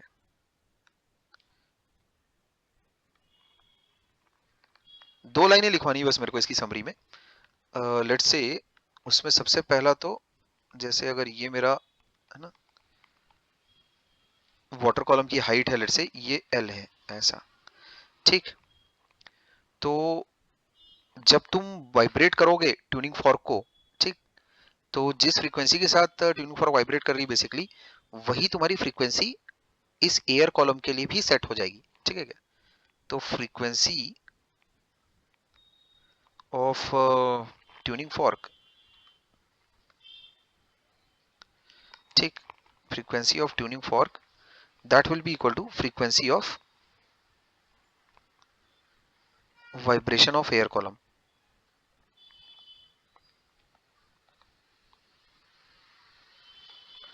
फ्रीक्वेंसी तो सेट है, ठीक, एल को वेरी किया जा सकता है। तो मेरा ये बोलना है बस इसमें अब एक लाइन और लिखनी है। मेरा ये बोलना है कि Fn एक्चुअल में किसके बराबर है? 2n minus 2n minus 1 bye 4l के बराबर है। इस चीज को अपन ने क्या रख दिया? F0 constant. तो इसका मतलब L में क्या बोल सकता हूं? स्मॉल l बोल देते हैं।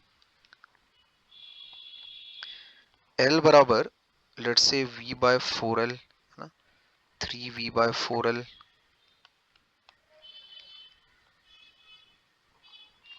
F0 होगा, सॉरी, है ना, 5v बाय 4 F0 ऐसा, and so on so fourth. In lens पर एक्चुअल में स्टैंडिंग वेव पैटर्न्स बनेंगे।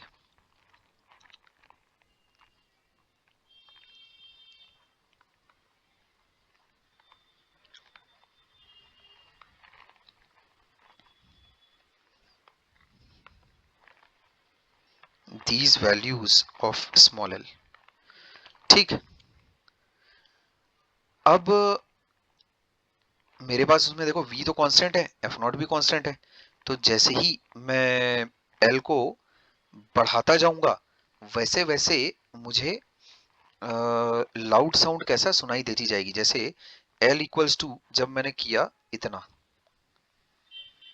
v बाय 4 f0 जब मैं करूंगा तब मुझे ये चीज होगी, ये चीज मेरे साथ होगी, ठीक है क्या? ये फिर मेरे पास होगा ऐसा। मान लेते हैं L इक्वल्स टू मैंने ये किया 3v अपॉन 4 f0 किया, अगर तब क्या होगा? तब इसको थोड़ा और कम दिखाता हूं और ये ऐसा कर सकता हूं मैं, ये ऐसा, है ना?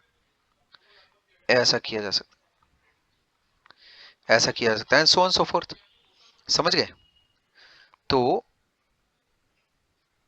जब जब एक्चुअल में जो तुम्हारी लेंथ है वो तुम्हारे पास ये v by 4 and v by 4 f0, 3v by 4 f0, ये इसी टाइप की जब जब लेंथ एक्चुअल में होंगी तब तब तुम्हारे पास स्टैंडिंग वेव पैटर्न्स बनेंगे। स्टैंडिंग वेव पैटर्न बनने का मतलब क्या है ना? At these instants the amplitude of energy will not be lost, ठीक है क्या?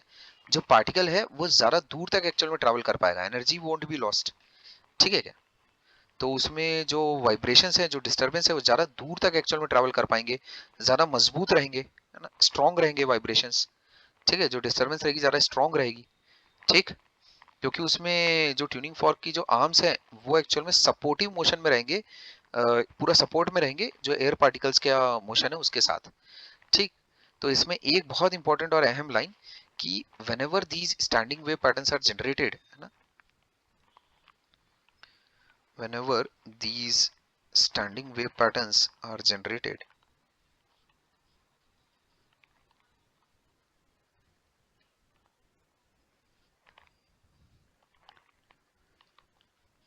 loud sound will be heard,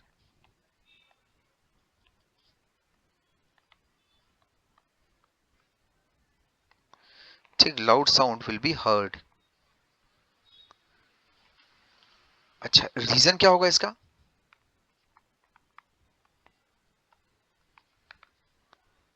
reason क्या होगा? कंस्ट्रक्टिव इंटरफेरेंस, ठीक है क्या? बस वन वर्ड इज सफिशिएंट, ठीक। कंस्ट्रक्टिव इंटरफेरेंस होगा किसके किसके बीच? Between air particle and fork, ठीक। फॉर्क इसलिए बोलते हैं, कांटे जैसा दिखता है ना, वो छुरी कांटा वो कांटे जैसा दिखता है। खैर, तो जब जब मेरे पास स्टैंडिंग वेव पैटर्न्स बनेंगे तब तब मुझे लाउड साउंड कैसा सुनाई देगी, ठीक। तो ये बात ध्यान में रखना तुम कि all these terms, all these lengths are in AP, ठीक है क्या?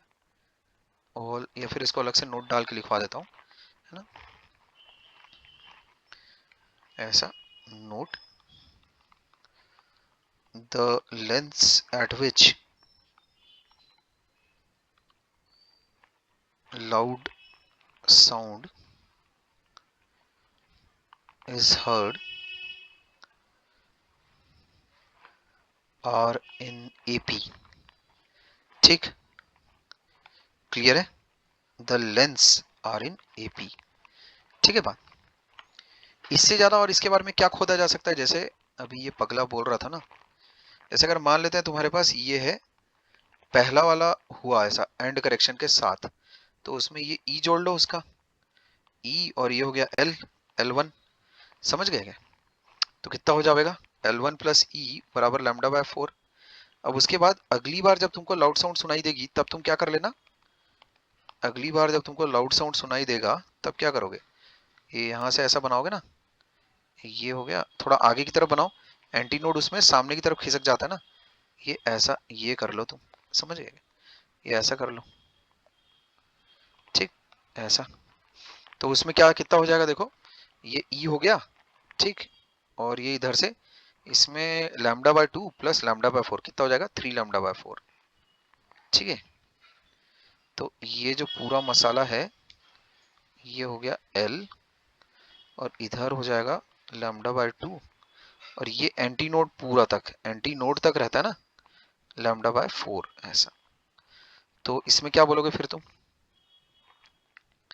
यहां से ये आ गया और यहां से क्या आ जाएगा, 3 लैम्डा बाय 4 बराबर, अभी दूसरा लेंथ आया है L2, समझे क्या? नेक्स्ट वाला लेंथ आया होगा ना L2, जब कैसा लाउड साउंड सुनाई दिया होगा। लाउड साउंड सुनाई देने को एक्चुअल में ये भी कहा जाता है रेजोनेट कर रहा है करके, ठीक है क्या?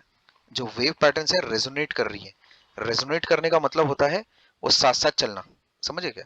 इसको ऐसा भी बोलते हैं, इसको इसको बोलते हैं ऐसा, है ना, इसको रेजोनेंस भी कहा जाता है, ठीक है क्या?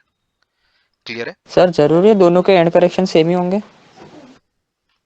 अबे सेम ही तो है ये, एंड ये जो डी है दोनों साले वही वही तो है, ये अलग अलग थोड़ी है, वही। अबे पानी का लेवल ही तो तू चेंज कर रहा है बे, वाटर ट्यूब थोड़ी चेंज कर रहा है, नहीं एंड समझा? करेक्शन मतलब क्या होता है सर? मतलब वो कितना बाहर निकला है वो वहां से? हाँ, एंटी नोड कितना सामने सरक गया है, तो तो वो किस सर पर जरूरी थोड़ी दोनों सेम ही सरकेंगे, अलग अलग भी तो सरक सकते ना। अबे तो तब से मैं क्या चीखे जा रहा हूँ, एंड करेक्शन किस पे डिपेंड करता है, जो तेरी पाइप है यहाँ पर जो, डायमीटर। हाँ डायमीटर। तो अबे तेरे घर में होता क्या रहता है, मेरे को ये नहीं समझ में आता बे, पीछे इतनी चीख चिल्लाहट ऐसी बजती है, ऐसा लगता है पूरा, मतलब बाप रे एकदम भयानक, कि जैसे नहीं वो तुम्हारा वो जैसे मॉल कैसा रहता है, मॉल, नहीं मॉल भी छोड़ो, जैसे मेरे को एकदम वाली फीलिंग आती है, जैसे अगर बाहर हाउसफुल लगा है किसी थिएटर के सामने, और उसमें 10-15 लोग कैसा एकदम आके तुमको घेर नहीं लेते क्या? मैं और अच्छा बताता हूँ तुमको, जैसे पहले टाइम पे जब ओला उबेर एकदम नहीं थी ना, जब ये 5-7 साल में ही तो हुआ है ओला उबेर का ये रिवॉल्यूशन, तो उस टाइम पे कैसा है तुम्हारा, कि 3-4 लोग आ जाएंगे एकदम धाए से कि अब भैया हमारे साथ हमारे साथ हमारे साथ चलो, या फिर मैं बताता हूँ, और अभी बीच में कैसा होता है, वैसे कूली वूली नहीं आ जाते क्या बहुत सारे, तुमको घेर लेते कि अब चलो हम उठाएंगे तुम्हारा बैग, कुछ लोग तो उठा भी लेते हैं, समझे? तो वो उस टाइप की मेरे को अनइजीनेस कैसा उधर से आती है आवाज में, ठीक है? खैर, मैं ये बोल रहा हूँ कि एंड करेक्शन किस बात पे डिपेंड करता है खाली, जो क्या वो जो तुम्हारा जो पाइप है उसका जो डायमीटर है उस पर, क्यों कैसे क्या मेरे को नहीं समझना, किताब में लिखा है मान लो, समझ गए क्या? ये वो चीज है कि इसमें मैं क्या, मतलब इसमें कुछ है ही नहीं मेरे पास, कुछ आगे बढ़ने के लिए नहीं है, तो क्या मैथ्स इसमें लगाऊंगा मैं? उसका ये बोलना है कि एंड करेक्शन किस पे डिपेंड करे है, डायमीटर पे। अरे क्या बोल रहा हूँ, समझ रहे हैं क्या? हाँ सर। हाँ, ठीक है। अभी अचानक शांति कैसे हो गई उधर? ले माइक ऑन कर, तो यश अपने अपना माइक ऑन कर। सर वो छोटा भाई है सर, मस्ती कर रहा था। अबे बाप रे,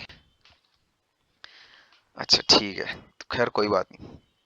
और एक्चुअली लफड़ा कहाँ रहता है, जहाँ पर लड़कियां ज्यादा रहती है ना वहां ज्यादा चिल्ला चौट होती है, समझे? जैसे एक लड़की आती है यहाँ पर, एक सोनिया सोनिया करके, वो 4 बहनें, 4 बहनें, 4 लड़कियां एक ही घर में, सोचो। पहले तो मैं ये सोचता था ये दिया और ये उसके घर में है दो दो लड़कियां, समझे क्या? वहां पर होता होगा असली चिल्ला चौट। तो मेरा एकदम मुंह जमीन तक आ गया था मेरा खुल के, 4 लड़कियां, सोचो, बाप रे, पूरा भयानक हो जाता होगा ये माहौल घर का, नहीं, दे उठा पटक एकदम, है ना, कौन किसके बाल नोच रहा है, कौन सोफा खा रहा है, नहीं, बाप रे, खतरनाक होता होगा सीन तो। ठीक, खैर, तो मेरा उसमें बस एक ही बोलना है कि एंड करेक्शन को तुम्हारी किताब में लिखा है कि डायमीटर पर डिपेंड करता है, तो तुम भी मान लो, समझे, डायमीटर पर डिपेंड करता है।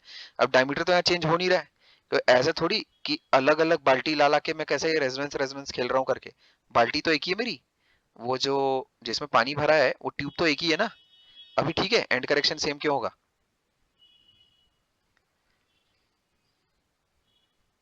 अबे हाँ सर। ठीक है, तो अगर मान लेते हैं तूने सेकंड वाली जो लेंथ है उसको मेजर कर लिया, है ना, L1 और L2 कौन कौन सी लेंथ है, जब तेरे को वो लाउड साउंड कैसा सुनाई दे रही है, तो ये दो इक्वेशन है, दो वेरिएबल है, इससे एंड करेक्शन एक्चुअली तुम निकाल सकते हो। नहीं, दो इक्वेशन दो वेरिएबल है, इससे देखो एंड करेक्शन आ जाएगा तुम्हारे पास। किस तरह से? क्या ये लैम्डा दोनों में सेम यूज कर सकता हूं क्या मैं?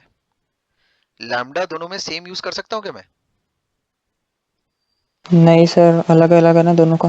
अरे पापी, सेम यूज कर सकता हूं मैं, क्यों? वो जो फ्रीक्वेंसी है मेरे ट्यूनिंग फॉर की, है ना, वो कैसी है, v equals to velocity of sound और ये लैम्डा, ऐसा, ठीक है क्या? जो सर वेवलेंथ है ऊपर तो आपने अलग बोले थे लेकिन। एक मिनट, कहाँ अलग बोला बे, कहाँ अलग बोला है? किधर? एक मिनट, सर बोले थे आपने ऊपर में अलग। अरे तो वही तो मैं ढूंढ रहा हूँ।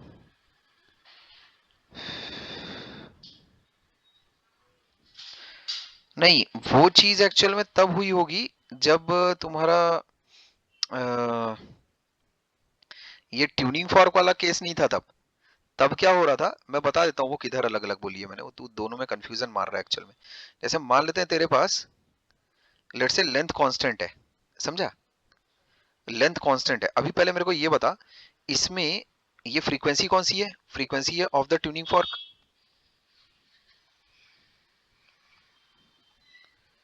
तो बता क्या मैं ट्यूनिंग फॉर्क चेंज कर रहा हूँ क्या दोनों केसेस में? ये केस नंबर 1 में और केस नंबर 2 में क्या मैंने ट्यूनिंग फॉर्क चेंज किया है क्या? ट्यूनिंग फॉर्क तो वही है मेरा। हाँ सर सेम। हाँ सेम है, और जो हवा है वो भी सेम है, हवा अगर सेम है तो हाँ। स्पीड ऑफ साउंड वो भी सेम होगा। हाँ सर। हवा की क्वालिटी में तो कोई बदलाव नहीं हो रहा ना, कि अचानक वो पॉइजन गैस छोड़ दी किसी ने तो अचानक सर स्पीड ऑफ साउंड बदल गया है, तो ये मीडियम सेम, ठीक है क्या, मीडियम ड्यू टू मीडियम है ये तो, समझ गए, ये तो ड्यू टू मीडियम है, तो स्पीड ऑफ साउंड भी सेम ही है, तो इसीलिए लैम्डा अलग अलग यूज नहीं करेंगे अपन। अब तुम कहाँ थोड़ा लोचा खा रहे हो, तुम उसमें केस में लोचा खा रहे हो, जैसे अगर मैंने मान लेते हैं लेंथ को समान रखा हुआ है, लेंथ अपन हमेशा कांस्टेंट रखते थे और अलग अलग पैटर्न एक्चुअल बनाते थे, इसमें तू थोड़ा धोखा खा रहा है, ये देख, जैसे अलग अलग पैटर्न जब तू बनाएगा, है ना, ये ऐसा, ठीक है, अलग अलग पैटर्न अगर तू बना रहा है तो उसमें लेंथ को कांस्टेंट रख रहा है, तो वेवलेंथ बदलेगी, कैसे? देखना यहाँ छोटा होता जा रहा है ना, देख इधर, ये इस केस में वेवलेंथ क्या आ जाएगी बोल, इस केस में वेवलेंथ हो जाएगी 4l, लैम्बडा बाय 4। हाँ वही 4l हो गया इस केस में वेवलेंथ, ये समझ में आ रही है हाँ बात? सर। हाँ सर। और इधर इधर कितना हो जाएगा? 4l/3। हाँ गुड, ठीक है, तो दोनों में एल तो समान यूज किया हो, अब 4l बड़ा होता है कि 4l/3 बड़ा होता है?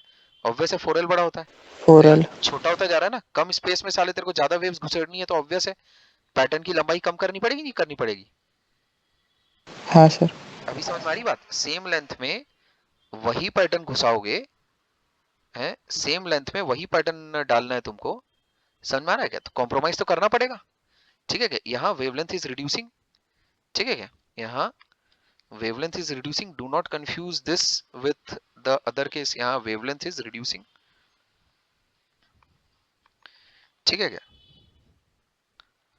why, क्यों ऐसा? because in same organ pipe more number of waves more number of waves, है ना, और being introduced, ठीक है क्या। अब ज्यादा पैटर्न घुसेड़ेगा तो क्या होगा भाई, वो एक पैटर्न की तुम लेंथ कम करो साले। अब तुमको अगर 10-10 पैटर्न अगर लगाने हैं तो उसी उतनी लेंथ में लगाने, तो जाहिर सी बात है एक पैटर्न की लेंथ तो कम होगी होगी, ठीक है क्या। Thereby leading to. Sir same organ pipe कैसे बोलेंगे सर, गिवन लेंथ या कांस्टेंट लेंथ ऐसा बोलेंगे ना? कांस्टेंट है ना, सेम ऑर्गन पाइप है तो इसका मतलब सेम लेंथ है। वही ऑर्गन पाइप में तू पहले एक वेव घुसाया, 2 3 4 6 8 ऐसा घुसाते जा रहा है ना, तो फिर बाद में क्या बोल रहा हूँ समझ रहे हैं। तो उसमें ऐसा हाँ लिखेगा, सर। हाँ, thereby leading to reduction, है ना, इन लेंथ ऑफ वेव। अब लेंथ ऑफ वेव बोल या फिर वेव लेंथ बोल। लोग वेवलेंथ बोलते तो खूब है, लेकिन उनको पता ही नहीं होता है कि वो उसका मतलब क्या है ना। वेवलेंथ क्या है, एक पैटर्न की लेंथ, बस, ठीक है क्या, क्लियर है बातें। लेकिन यहां पर क्या हो रहा है, क्या यहाँ पर पैटर्न की क्वालिटी के साथ मैं कोई कॉम्प्रोमाइज कर रहा हूँ क्या। अबे किसी की साइड से जू जू करके आवाज आ रही है, माइक ऑन कर दिया क्या किसी ने। अरे माइक ऑन किया क्या बे किसी ने, अरे गधेड़ा माइक ऑन किया क्या किसी ने।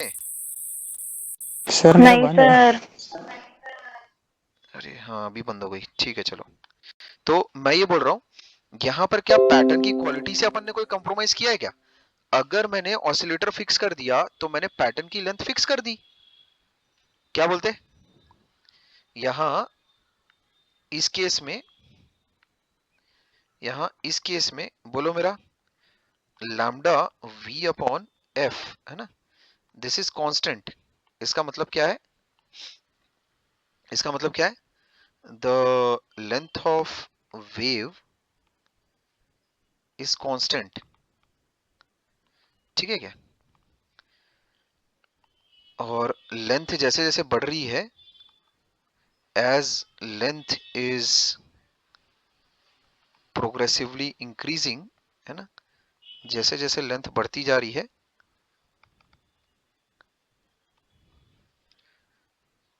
इज ग्रेजुअली इंक्रीजिंग, है ना, वैसे वैसे मोर नंबर ऑफ वेव्स, है ना, of same length, of same length, है ना, are created, are being created,